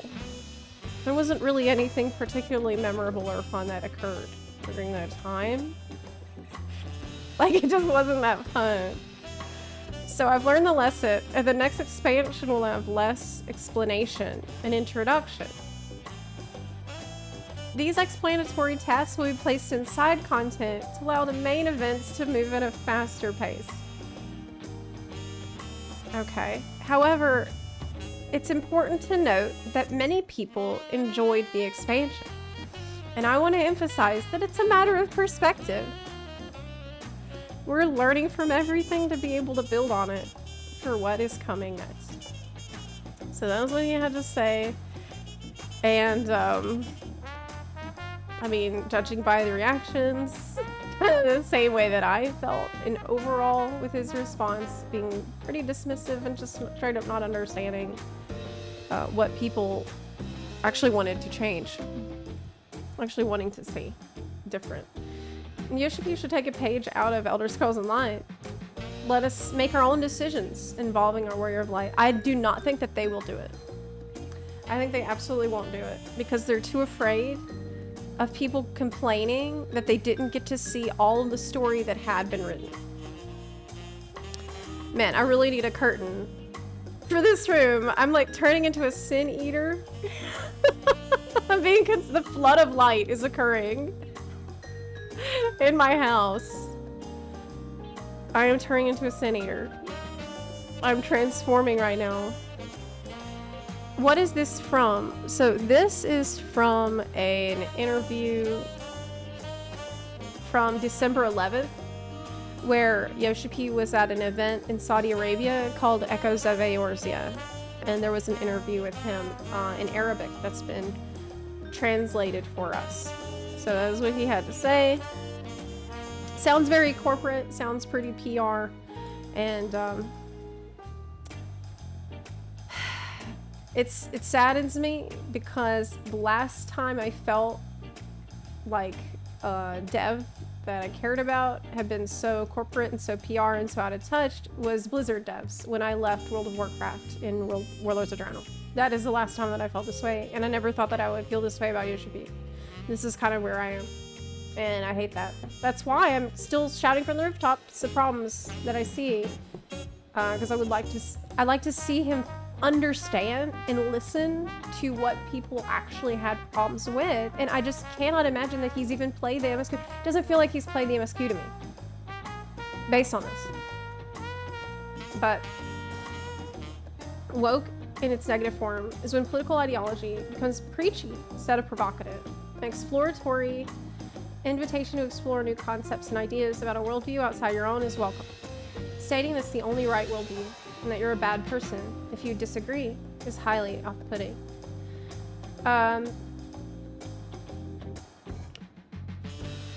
So, do you feel that this story had a lot of preachy ideology without addressing other worldviews? I mean, I just think it was... I do agree that it was very preachy at times. And I also think that it was... it failed to address other parts of the human experience with nuance and tact, as the game has successfully done in the past. Whether or not it was woke, I feel like is kind of doesn't have anything to do with FF14 because that's a political stuff. IRL political stuff. It doesn't. I feel like it's just gonna muddy the water of us trying to have a conversation about the game, which is what we're trying to do right now. Any watering down of the story, to me, makes everything before worse, and I will not compromise those memories. I'll check out the story again, and 8.0 reviews are all glowing. Till then, I'm a skipper now. Unfortunately, like, I have my friend who I started FF14 with stopped playing in 6.1 or 6.2 and said that they wouldn't come back unless Dawntrail was really good. And they have not come back. And I don't know when I'm gonna see them in the game again. It's really sad. They're not the only person I know like that. I have other longtime friends that just, they're gone. They're gone. And I don't want this to continue. Even like for me, I'm still gonna hang around no matter what because this is the game with bunny boys in it. We've been over this. But I find I'm less like I don't want to raid anymore. I just don't feel the motivation to invest that kind of time commitment and energy and hours into it anymore. I'd rather just, I don't know, I guess make videos about things I would like to improve. I guess that's what I'm doing now. I guess that's what I'm doing. I just want them to release Eureka 2.0 and a new deep dungeon. Did they promise a new deep dungeon? With Dawntrail? I thought that they said there would be new deep dungeon type content, but not... I don't know if is there really gonna be a new deep dungeon? That would be banging. I would love that. That would be cool. That's a whole other discussion. I still mean they claimed they were gonna overhaul... they claimed they were gonna overhaul rewards this expansion, right? They said... They didn't say they would overhaul rewards. They said there would be more rewards and more loot. Which I think is the case. Doesn't Chaotic Alliance Raid offer another piece of gear? But for me, since this is the first expansion I'm really not raiding at all, besides Extreme Trials, if I'm not raiding, I don't really feel the need to get bis. And if I don't feel the need to get bis, well, I don't really need to spam my dailies either. You know, I can just kind of put around and work on my Allied Society quest, try to get my manatee mount. That's my main priority right now. Now, after I get my manatee, I don't even know what I'm gonna do with myself. Maybe, I don't know, maybe I'll solo palace. Yeah. Exactly how I feel. I'm taking a break, and I'll return when they announce the next expansion. So I can catch up on all the in-between content. They did promise a new deep dungeon. Well, I'll be happy to see it. Chaotic gets a horizontal gearing path with the same eye level as Savage, which is a nice change. That's nice. So they slowly start to listen. They don't like to make big changes. They don't like to do overhauls. They like to slowly inch toward, they want to slowly inch towards changes. They're not like Blizzard. So Blizzard, if you're a WoW player, you know, Blizzard, the way they make changes is with a sledgehammer. Okay? They do not have a subtle touch.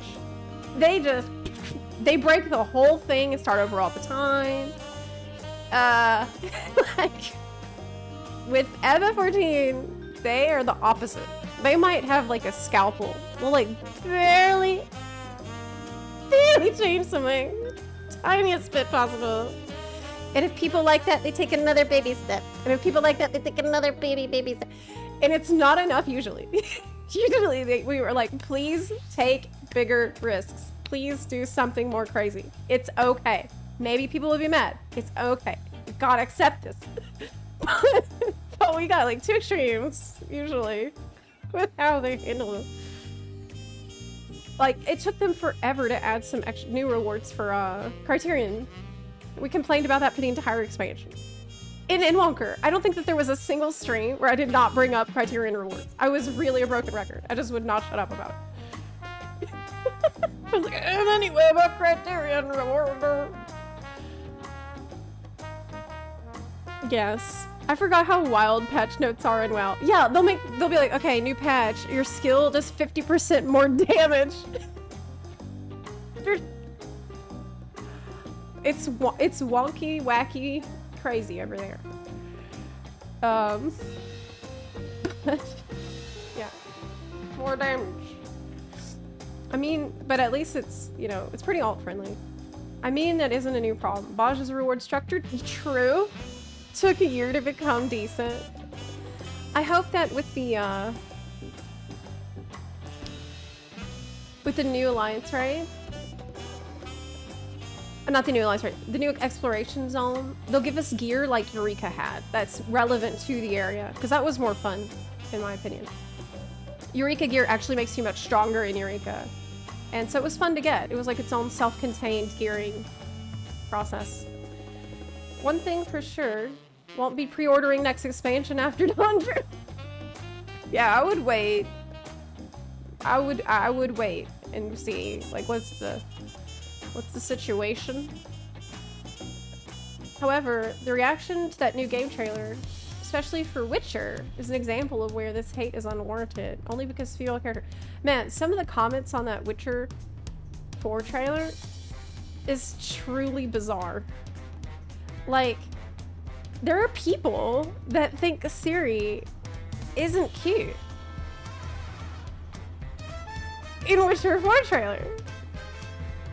I cannot believe this. I cannot believe it. I just can't believe it. There's more than one person. Like, there's not very many, but there are some people who are like, think she doesn't look cute? That's bizarre to me. I do not understand. Yeah. Like, did you read the... Well, they probably didn't read the books. The people that are like, this shouldn't be about Ciri. It doesn't make sense. It makes complete sense. It's about Ciri's journey. Like... So stupid. I'm actually replaying Witcher 3 right now. I'm playing it a little bit every night. And damn, that game is so good. It's so fun. Yeah. I just got to Velen. I'm in Velen at the moment. I'm just, you know, playing a little bit before bed, winding down. I might show my dad the game today. My dad's here. He's in town. Vigor, thank you for subbing. I appreciate that. Why does that even matter? I mean, that's a good point, Rob. Yeah, it doesn't matter if she's cute. True, but she is. And why can't I say that? She looks amazing. I just can't believe anyone would have an issue. Not that she needs to be cute. That's fair. That's Happy a good point. New Year, buns, butts, butts, butts, butts, butts, butts, butts. Oh my god.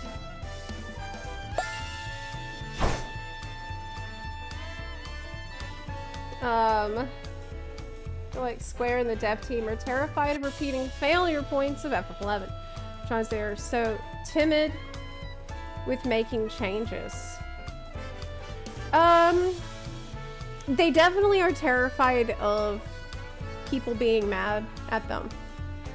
They're terrified of like making a big change that people won't like. And I understand that, but you can't let it get in the way of your creative process. And this is actually something Yoshi P acknowledged and talked about a lot before Dawntrail. He said that it was really a problem for them. And I just wonder, how deep has that problem spread? You know, if it affected their battle design. I'm sure it affected every other aspect of their development process. And including story, of course. But story, you know, that's decided way, way, way ahead of time. And the crazy thing is, not taking risks is a risk. So it's unavoidable to take. You can't avoid taking risks, because if you don't do that, that's probably the biggest risk of all. You can't just totally insulate yourself from public opinion.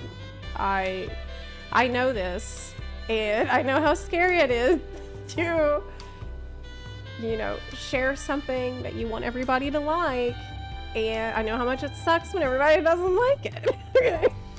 It's horrible, and you can't let it prevent you from making progress and being creative and still trying to express yourself and share, you know, your ideas. So maybe some hard lessons will be learned with Dawntrail. I think that's kind of the best we can hope for right now.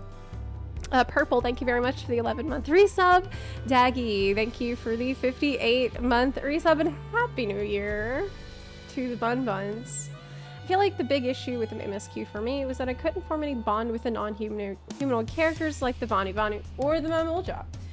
No matter what they feel, they are unable to convey any emotions with their expressions. They look goofy most of the time. It's true they look goofy most of the time. However, I don't think it's a problem with them being non-human characters. The reason I feel that is because we had new Mo characters that were very memorable and charming in Shadowbringers. We also had Amuro character like Seto, who is obviously non-human and looks kind of weird, but had elicited a pretty strong emotional reaction from many of us. There's even Gabu, who is a little kobold guy. It's like ARR kobold model made tiny, and people felt very strongly about him, even though he didn't have a big range of expression. Didn't matter, because the writing was there to support his development and making you care about it. So I don't think, also, I mean, hell, I remember doing Vanu Vanu quests back in Heavensward and enjoying those quite a bit. And enjoying the chief, enjoying the, there was like a Vanu woman in the Beast Tribe area that you help as they improve their little area, and she was really fun. Linu Vanu, I think, was her name. I actually remember her name. See what I mean? That's what I mean. Plenty of examples like that. Of, I remember the Vath, the bug people, had super interesting story, too. So, yeah.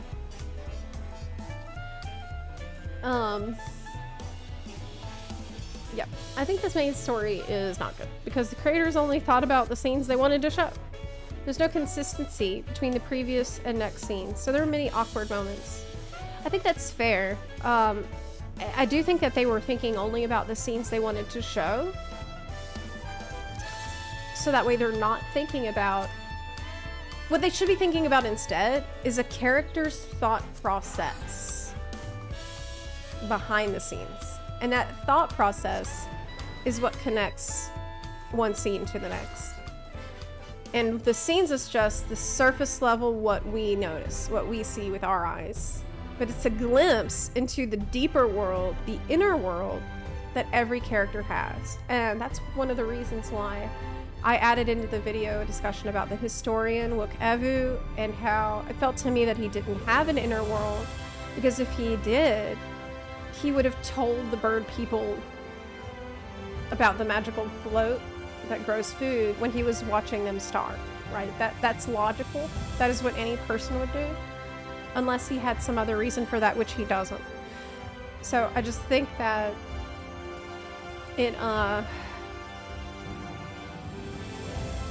it's an issue with shallow writing and not being passionate enough about the distinct personalities of each character that we meet and what they're going through. To be honest, I really think we should have had one or two less racist steps in the Rite of Succession to help hash the content of the others. The Moblin part felt really dull. Yeah, there were some parts that felt like if you remove them entirely, nothing of value would be lost. I hate to say that. The Moblin part definitely felt unnecessary in general. And so did the cooking competition. Like, if you're gonna have these side stories where nothing interesting happens, at least make it funny. Like, have some comedy in there. Let us enjoy each other's company more in this lighthearted setting. But it just didn't happen. It was like I said in my video, a social studies textbook. Dawntrail feels like a story that was written as a War of Succession. And then it went for approval and they said, no, we can't have the War of Light fight against some of his allies. The fans won't like that. It definitely felt like a war written, like a story written as a War of Succession, yeah. I do agree with that. As for whether we were originally intended to fight our allies, who can say? I don't know. But I think that one thing most people seem to be able to agree on is that it feels like different drafts conflicting with each other.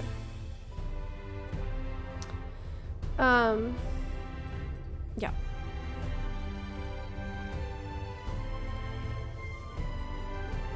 What I really hate about Dawntrail is the terrible glamour for Dancer. What? I like the Dancer glam. I can't believe you don't like it. What? It's super nice. Oh, but I didn't really like the Endwalker one. Did you like that one?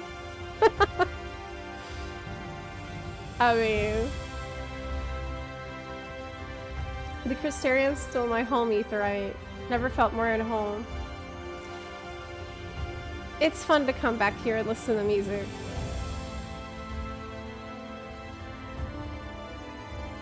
Slaves are happier to work if they're happy and fed. It was literally what they said.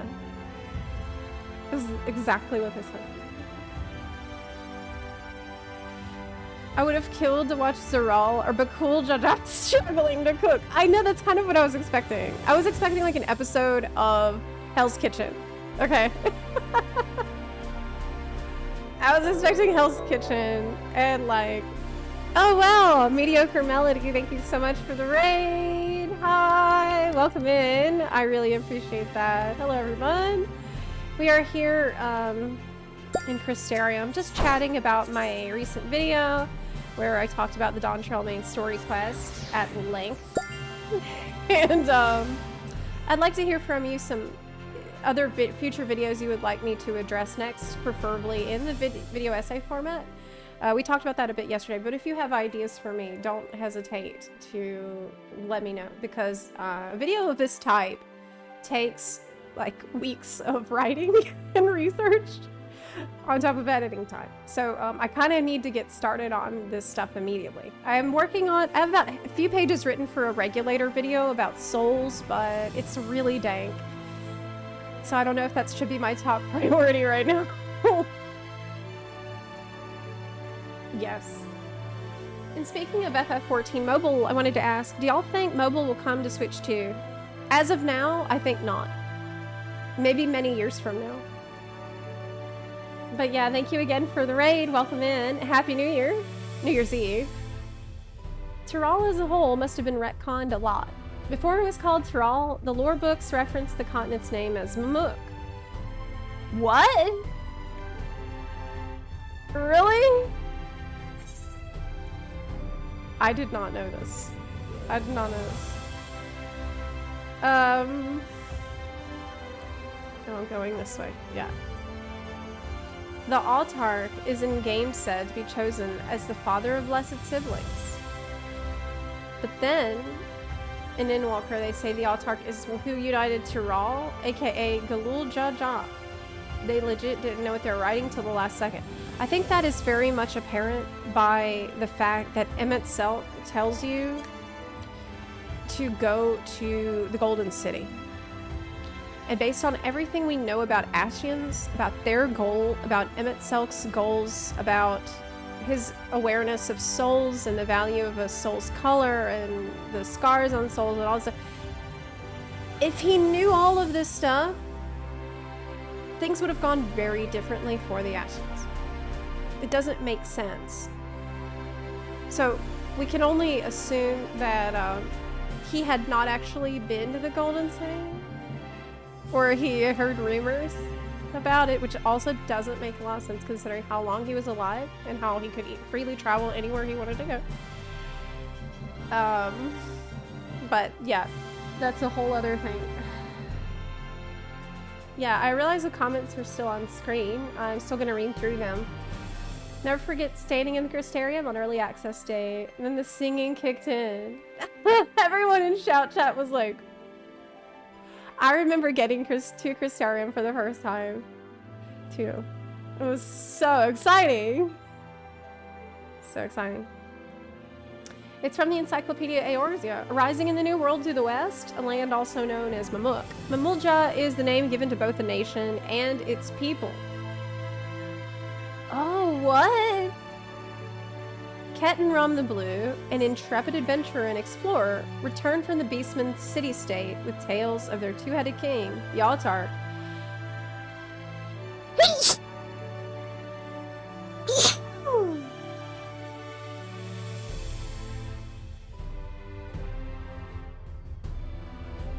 Whose rule binds the disparate tribes into a singular society. Wow. Yeah, it's a little inconsistent, I would say. He said the fabled golden cities, which sounds like he doesn't know about it fully. That sounds fair to me. Fabled sounds like that implies he doesn't know a lot about it beyond it being a fable. So that's fair. And helps a little. It does help. Imagine if they trimmed out a lot of the filler. Reduce stage 9 Klinger's role after the initial quest. Oh my god. Stage 9 Klinger? To get her on the throne. Oh my god. Then Galul eats in. Instead of everyone just singing a bad song, crowning stage 9 the Dawn servant, her good guy brothers takes claim. She clearly isn't ready. Fight against Thancred and Uri. Solo instance battle. There are many dreams of what could have been, indeed. But I do agree with the general sentiment that more conflict between the Scions and our allies would have helped immensely, however you want to frame it. Because at a certain point, we meet with Kona and we realize that we're all pretty much on the same side doing the exact same thing with very little conflict between us. Loved your video, and I had the same thought as I played it. I love the story till Dawntrail. I was very distraught about what happened with the quality. Same. I do really appreciate you watching the video, and I hope that my feedback makes it to the devs, honestly. That's a huge cope. I know that, but maybe. From the Galul Library books, it's further said that although Mamulja rarely marry outside their own tribes, such unions do occur on the occasion of certain religious observances, and are known to produce two-headed offspring that are hailed as blessed siblings and groomed to be warlords from a young age. Indeed, the autarch ruler of all the Mamulja kind is known to be one of them. Okay, so in this case, from the Galul Library books, it says that the blessed siblings are born from, you know, normal, how baby made, with Mamulja marrying out different tribes together. So it's completely different lore than what we got in Dawntrail. Entirely different. Yep. Yeah, I know. YouTube stuff is still on screen. Oh yeah, I didn't really read through these.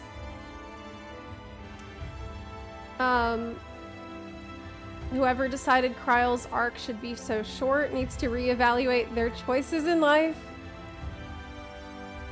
That was one of the biggest tragedies, I think, of the expansion. Poor Kryle. Really got done dirty. Like, at no point, again, I can't shake this feeling like Dawntrail writers didn't read all the rest of FF14's script. Like, they didn't know Kryle before, because they never mentioned the fact, like, her backstory. She's a major character in the CGI trailer. We never hear a thing about her being the only survivor of the Isle of Val. That was a major, major deal to her that, like,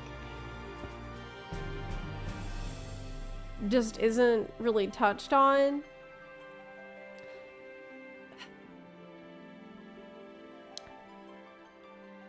I'm surprised they didn't incorporate that into Dawntrail's story. Isle of Val stuff is, like, totally irrelevant. She's now a double only survivor, and that also not addressed in any way.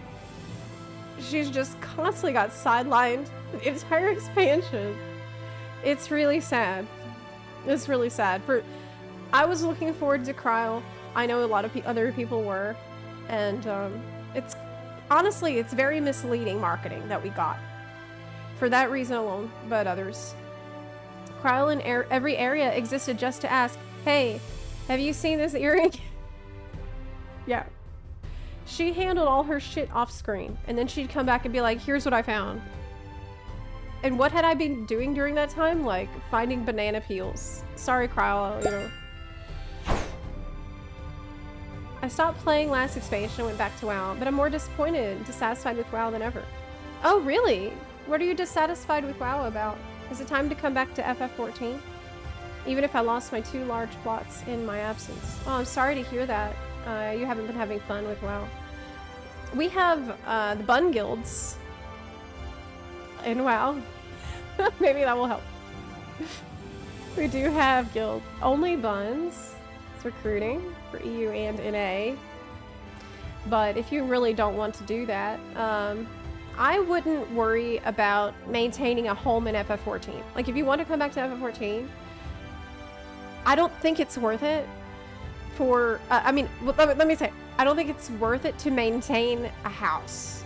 I think the house kind of causes more problems than the benefit that you get from it, because it forces you to remain subbed at all times.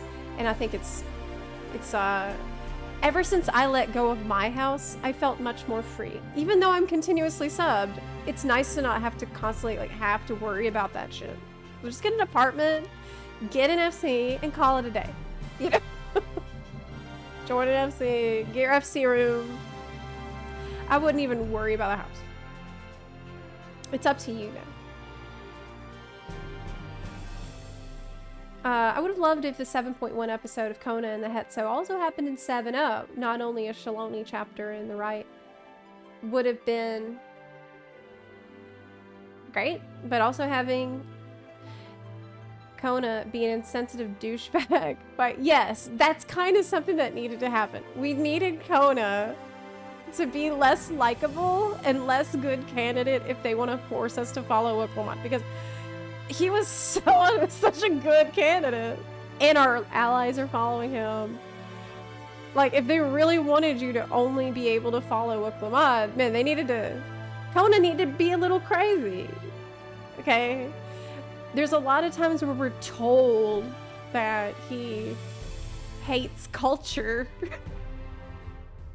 but we're not really shown that by his actions. He's not a douchebag at all. And he does seem to love peace as well. So, but treating the Ronik as beasts of burden would have done wonders to show a negative side of him. Well, God forbid any character has a negative side of them. That might be distasteful. That might not be super good. I feel like they're very afraid to show any character in a negative light, or show any character like have real flaws and real issues that are seriously bad. And it's kind of resulted in an experience that's quite sterile and bland. I found Wook's personality is really naive, and I had hoped she would suffer because of it and learn, but nothing happened. I've heard someone else point this out, and I think it's a very good point, that having a naive and innocent character works well in a setting that is dark, grim, ruthless, and overpowering darkness. Like, in that kind of setting, a sweet, naive, precious little character who's maybe, you know, a little incompetent even, can be endearing, and you want them to survive. Like, you want that innocence to continue on. But in a setting where everything's hunky-dory all the time and everything works out in that character's favor, it's a little bit off-putting. It's like, well, what's even happening here? Nothing. You know? You need a good story, needs contrast to work. It's like storytelling 101. Okay. Contrast in the setting, contrast with other characters, contrast within themselves. Okay, that's how we do that. Didn't see much of that. Not enough. Like, for Kona, we were just talking about. Kona could have been a good contrast to Wook, but he's not, because everybody's samey and happy and loving, you know. So it's just more of the same. Kind of more of the same. Only his contrast was that, unfortunately, they didn't make him contrast in the sense that he's smart, which is a bizarre choice. They didn't make him seem like, oh, he's this mad scientist, he's obsessed with technology. He just seemed like a smart person. I don't know what they were thinking, dude. Oh, man. I don't know. Some things were jarring to experience. I do agree. Kryl been sidelined from Stormblood, Endwalker, and now Dawntrail. The point, you gotta feel the writers just don't see her as a main character, which is a shame. She's got so much going for her. Yeah, I know. Actually, who remembers meeting Kryl?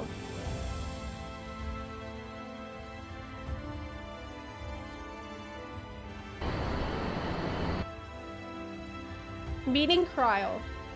What is Kryl like for people who don't remember?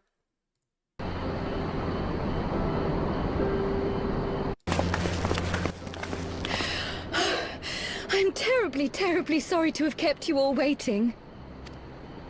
You need not apologize. We arrived but a moment ago ourselves. Okay, so what is Kryl like? Pray, allow me to introduce Kryl, who has recently come from the Sharlayan motherland. She has generously offered to assist us. Oh, please, think nothing of it. A trip to Eorzea was long overdue. Basically, she likes to troll Alphinaud. You must be the warrior of light. Yes, you certainly do look the part. A pleasure to meet you at last, miss. And who is that I spy but young Alpha No Levieux himself? I dare say someone's grown an ilm or two in my absence. Or are those lifts in your boots? Yes, like a big sister. Yes, that's fair to say. We, Miss Kryland. So already he's like caught off guard by her comment, like, did you put lifts in your boots to seem taller? I met at the studium years ago. I shall That's what forever she be loves indebted to her doing for her to him. sage guidance. She's like, oh, well, I mean, It was no small task keeping him out of trouble, believe you me.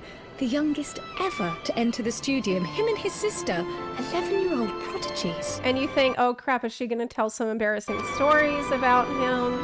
Suffice it to say, social graces were not among his list of talents. Striding up to his seniors on his first day, head held high. What was it he said again? Here we go. She's got dirt on Alphino, and it's funny. You want to know, what did he say, being a arrogant little brat at Charlian, right? Thank you, Kryle. He's like, shut up, don't say it. For what? I haven't finished yet. You haven't finished. Would you care to attempt a more dexterous deflection? Try again. Mayhap we should save this delightful conversation for a more fitting occasion, when pressing matters do not demand our undivided attention. He's so flustered. Okay, I love this. This is what I was living for. A bit much, but better. I can tell you have been He's putting so your skills flustered. to use here in Eorzea. A bit much, but better. She's testing him. Okay, she's trying to get him to do a skilled deflection. It's so cool. Like, she does this every time she's on screen. Henceforth, I trust you will dazzle me with your eloquence at the first time of asking. Impress me the first time you open your mouth, Alpha Note. Insane. Like, it's so much. That's so much more interesting. Where was this Kryle that I love so much? Right, on to in more Dawntrail? pressing matters. Where was this Kryle? Okay, that's what I'm talking about.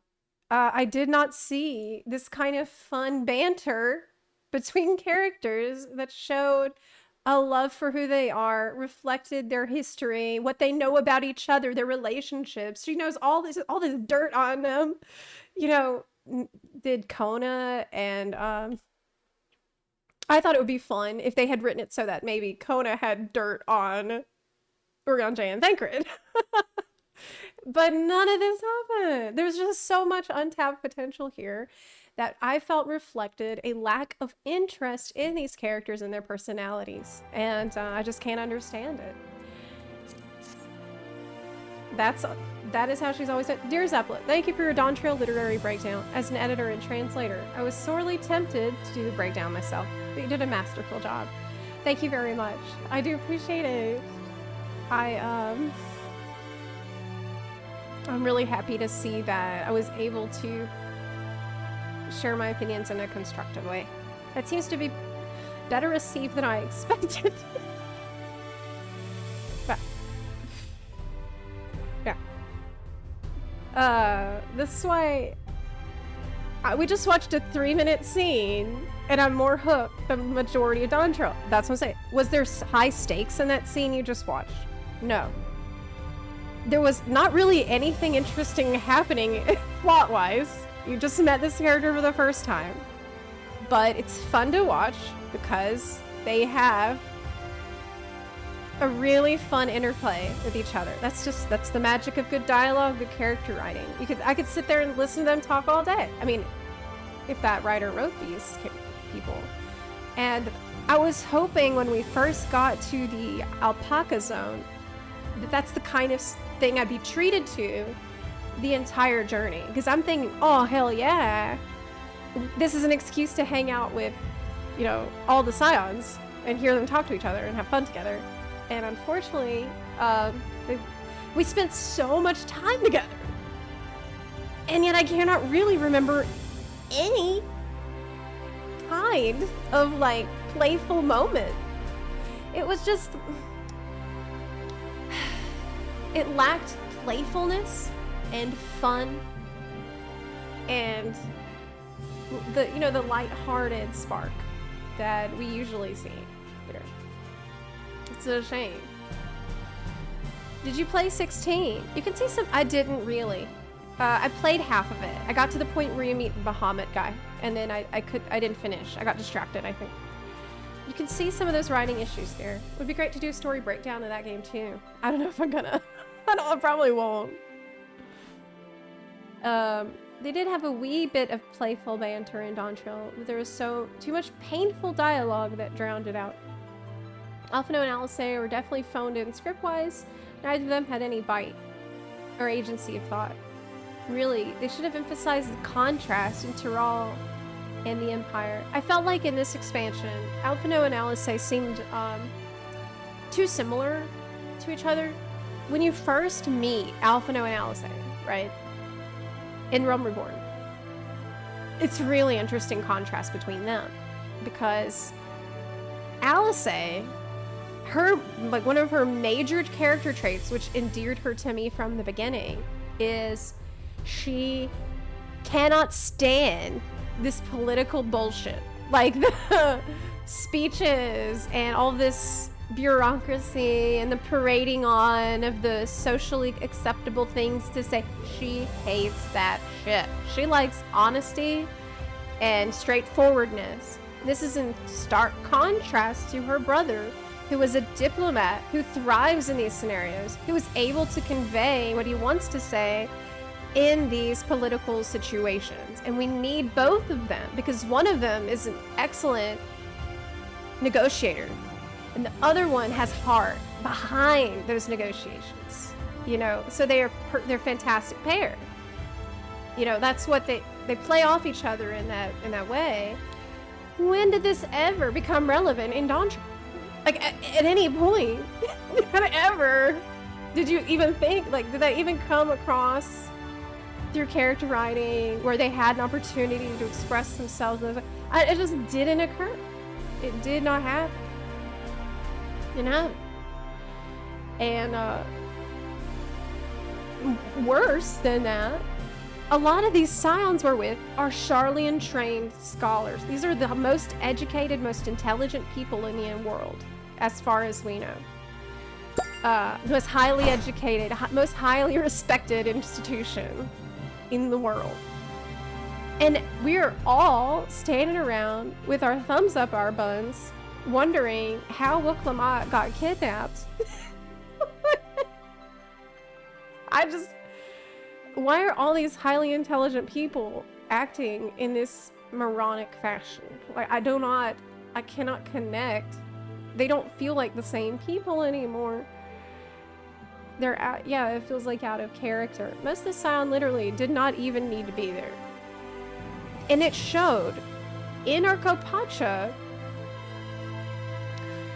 I remember actually laughing my ass off when we were there, because they had the twins, they had Alphino and Alice go, it was like the writers didn't know what to do with them. Well, we had to go do some meaningless bullshit. And so we had Alphino go and pet and groom the alpacas. They're like, okay, so Warriorville has to go do some other shit. Alphino and Aaronville, you guys just hang back here and like groom the alpacas. You guys brush alpacas. Laughing so much. I'm like, wow, they really do not know what to do with these characters here. Why are they here? Yeah, it was bizarre. It was really bizarre. Even at one point, Alphino was like standing around not sure what to do with himself and said, well, like, should I go back to groom the alpacas? And I'm like, dude, I don't know. It was like nobody knows what they're doing.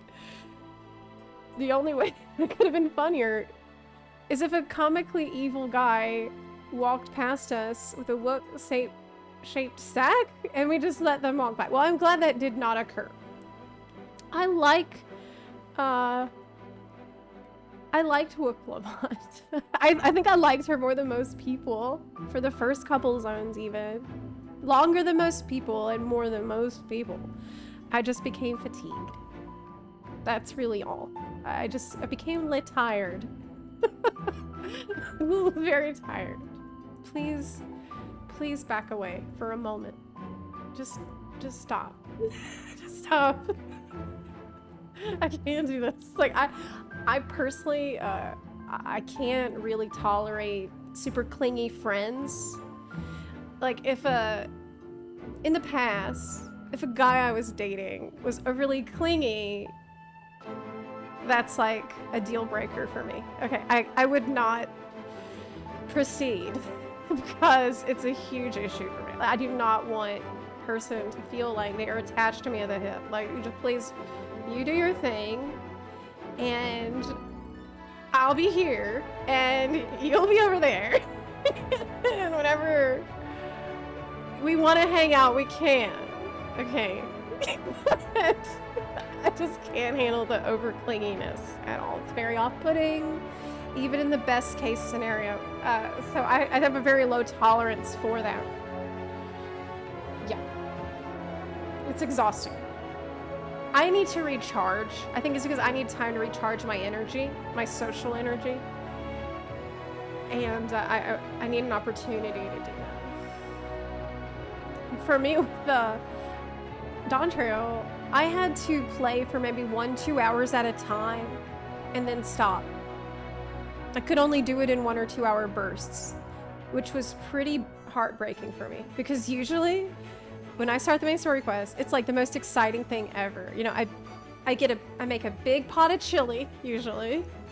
I have like tons of snacks, and we have a big marathon where I do crazy hours every day because it's so engaging, and once you start, you can't stop.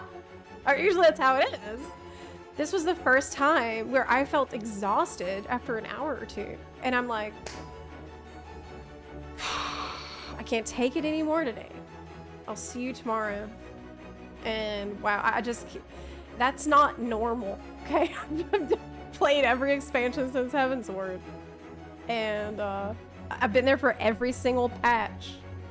It was the first time I felt like that. So that's why I'm out here shouting from the rooftops like, hey, this isn't normal. Something is really, really wrong. That's why I'm saying this.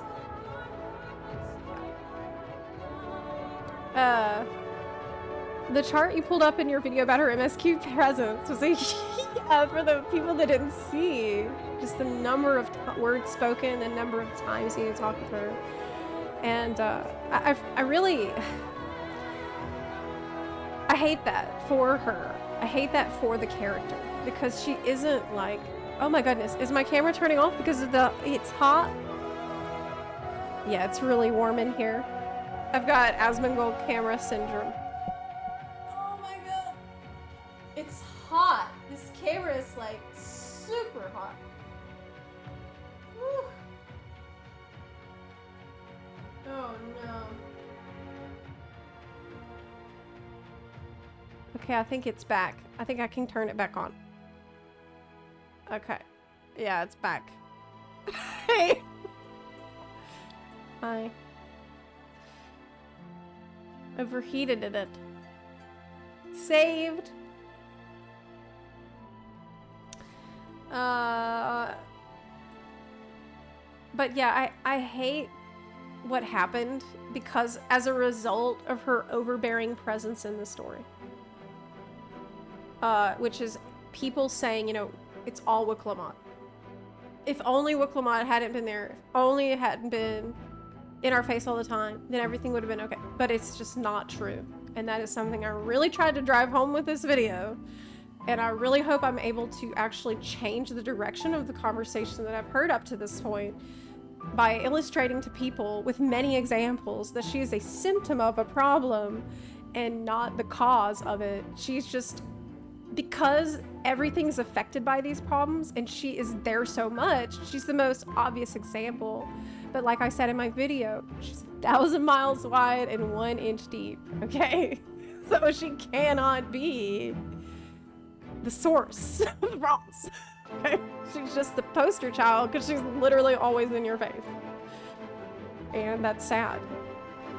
Like, they should not have done that to her. And I remember feeling upset because at the start of the Dawntrail, I was so excited to travel with her. I liked her in 655 a lot. I thought she was funny. And I thought she was like an orange cat we could hang out with. I was excited. And you know, I ended up getting more and more and more fatigued, like everybody. And now to see people actually hate her with vitriol is really upsetting because it's not necessary. It's not necessary. I don't think Wook's reputation can be saved at this point. I think it can, but she needs to take a back seat for a while. Like, let people breathe for a long time. Okay. Maybe come back in like 8.0, girl. Like, maybe have a side quest here and there. But, you know, let her maybe be Dawn's servant. Here's an idea. Maybe let her do her job that she was elected to do.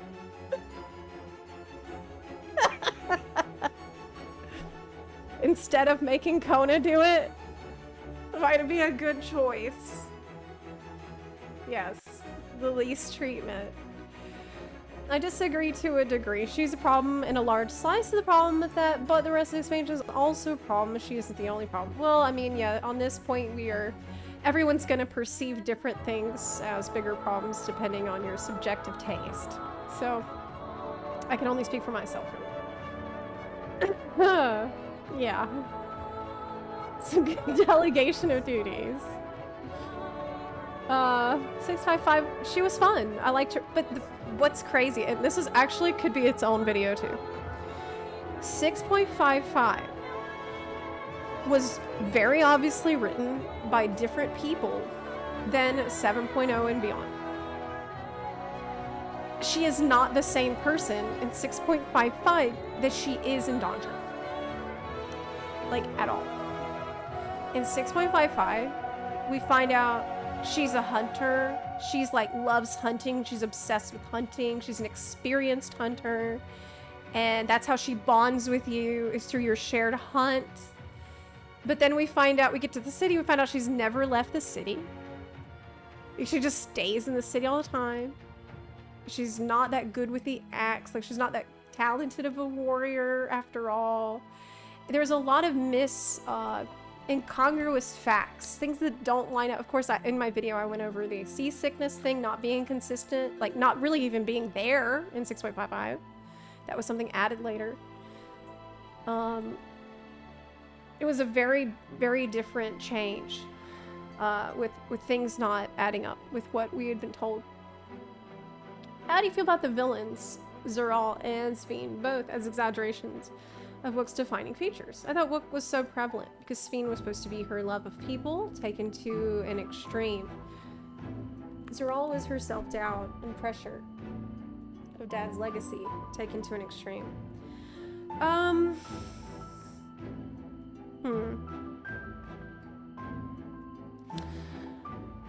I think that maybe early on, that could have been the plan, to have Sphene be a character that shows you can't just only care about happiness. You know, because that can lead to unfortunate ends. But because those questions weren't really asked or elaborated on in any substantive way, like, she doesn't grapple with those questions. So ultimately, it's kind of irrelevant. You know, she's just like another plot device, essentially. And as for Zeralja and the self-doubt and pressure of the Dad's legacy, I personally found that to be fairly unconvincing because of contradicting facts we're told about how loving the father was. But self-doubt is a question. Like, possibly he was meant to be a, you know, extreme self-doubt. I mean, it's not a bad theory. That could have been starting points for those other characters, but they were just very clumsily handled. Yeah, I think that's pretty valid. Try to, like, reverse engineer what they were even thinking to begin with. I think Dawntrail was written by the same people who wrote 655, but it felt like 655 was written after 7.0. Well, if it was, then she would have been seasick in 6.55, but she's not. at any point. In fact, I think that at one point in our the research process, went through and we did a we went deep into 655 to look everything that doesn't add up, and we ended up not putting a lot of this into the video because it was just a massive tangent. Let me see. Oh yeah, she gets off the boat with no issues. That did end up in there.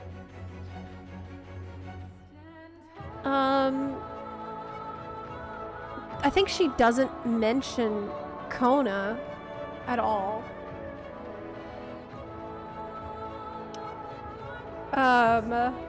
She does mention it's only a rumor, but apparently the contest will involve the fabled City of Gold and the legendary beast of Valak Armanda. Now, that doesn't make sense. Because at this point, in 6.55, there's absolutely zero way that she could have ever predicted that Bakul Jaja would unleash Valak Armanda as part of the Rite of Succession. So, basically, it's facts not adding up with events that occur in the expansion story. And it's because of just people, like I've said at the start of today's stream, passing around the writing baton so many times and with so many people that it's like playing a game of telephone where nobody can keep the facts straight. That's how it feels. It's disjointed. She goes, oh my goodness, oh my goodness, oh no, oh my god, oh no.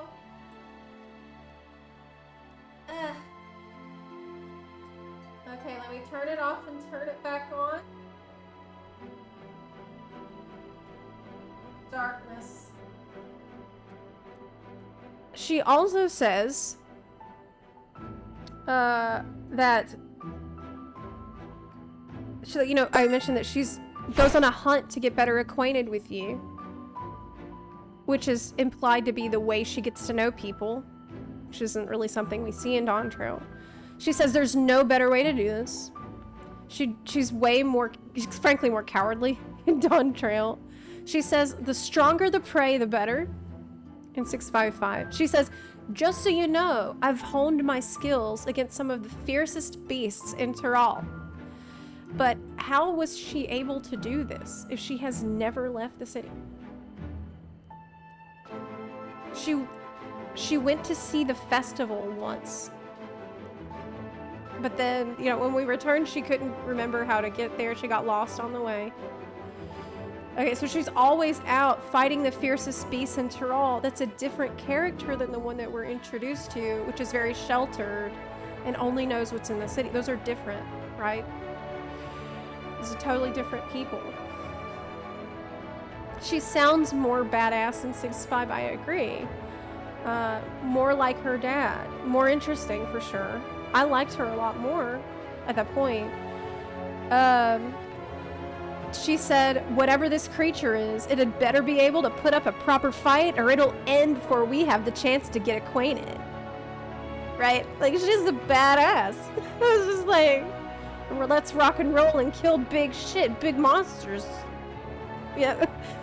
So you would assume she's pretty good at fighting and hunting. There's so much here, actually. I have, like, pages, dude. Oh, she calls Kona a Mikote. Immediately. Yeah, she did mention Kona. She called him a Mikote. So I was wrong. I'm looking back at my notes again. It's been a while. She explains that Kona, up till recently, was a student in Charlian. The time frame of this isn't very clear, but Kona's framed as a character by her as someone who's simply amused by the technological innovations of Charlian. Wook even grows a similar feeling and understanding when she enters the studio. So he's just like, he's a cool scholar who's like interested. in the innovations, which is kind of how he comes across in Dawntrail, actually. Hi, Shino. Good to see you.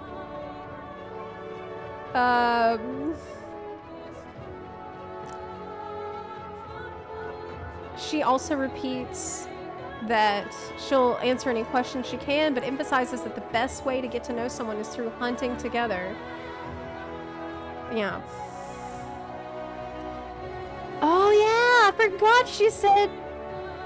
Oh my god. I forgot that she also said, whoa, you really are famous. So she knows who you are. She knows who you are. Nobody else in Tyrell does, though. Because every time I meet someone in Tyrell, they're like, oh, you're Wiklabot's friend. I saw you. But she knew he was famous. Everyone forgot. It's an entirely different person. She just cannot stop talking about hunting and eating what she hunts. Again. It's completely out of character for her.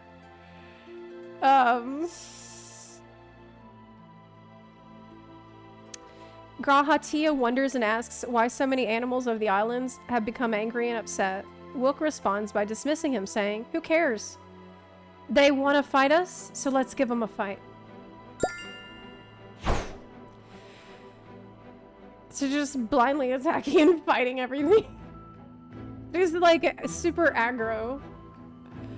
She spots the wyvern creature, gets excited and says, worthy prey. Who is this, right? But then she's frightened to the point she's frozen in fear when the big evil bird shows up. Okay. Then what I noticed that, like, at that point, if you remember, that bird did the one-liner where it's like repeating her and stuff. And it was kind of, I thought it was funny. And at that point I'm thinking, okay, Dawntrail's gonna be like comedy. It's gonna be funny, it's gonna be goofy, it's gonna be like big birds repeating things, and maybe it's gonna be like cringe humor, and I'm here for it, you know? That was the vibe I got. And it's kind of not what occurred. Like the mockingbird. Remember that? I don't... Kind of wish we could have backed Kona. The story would have ended the same anyway. True. I think it would have probably ended up being better overall. Yeah. Yes. Okay, so there's many pages of this and I kind of can't even get... I'm not going to get into all of it right now because it's just crazy. It's almost 1 p.m. and my dad is actually here for New Year's. And he's waiting on me to finish streaming so we can go get lunch. He's been waiting all morning. Well, I'm probably going to go do that. But I do appreciate y'all hanging out today. I don't know if I'll be here tomorrow because my dad is in town. So I'm gonna spend time with my dad. You know, the holidays for us have been extremely, extremely difficult and hard. You can see this thing turning off again. And so basically, you know, it's a time when I need to spend a lot of extra time with my family because it's been really, really rough for everybody. But I will see you as soon as I can. I think today is Tuesday, so maybe end of the week. I'll let you know in Discord when I come back. It's been really fun chatting about this, and if you have any suggestions for future videos you'd like me to make, don't hesitate to let me know that in our Discord server. You can @ me in there if you have an idea like that. I do not mind. Or you can send me a DM. Actually, it's better if you just @ me in my Discord for real. Also, we have our World of Warcraft guild. We have the FF14 FC on EU, only buns. We also have the World of Warcraft guilds on EU and NA. That's only buns. And you're welcome to join on any server. Horde Alliance doesn't matter. We'd love to have you. We also have the new World of Warcraft YouTube channel called Zepla's WoW Realm, which I'd love for you to check out. I'm really excited about working on that a lot more in 2025, as well as keeping up with the video essay style videos, I think. So we're going to go forward with the direction of my FF14 channel, at least for now. So I will see you later. Thank you so much for hanging out today. It was really fun to chat. I enjoyed our conversation very much. So see you later, and Happy New Year. I'll see you next year. Bye. Bye, everyone. Bye.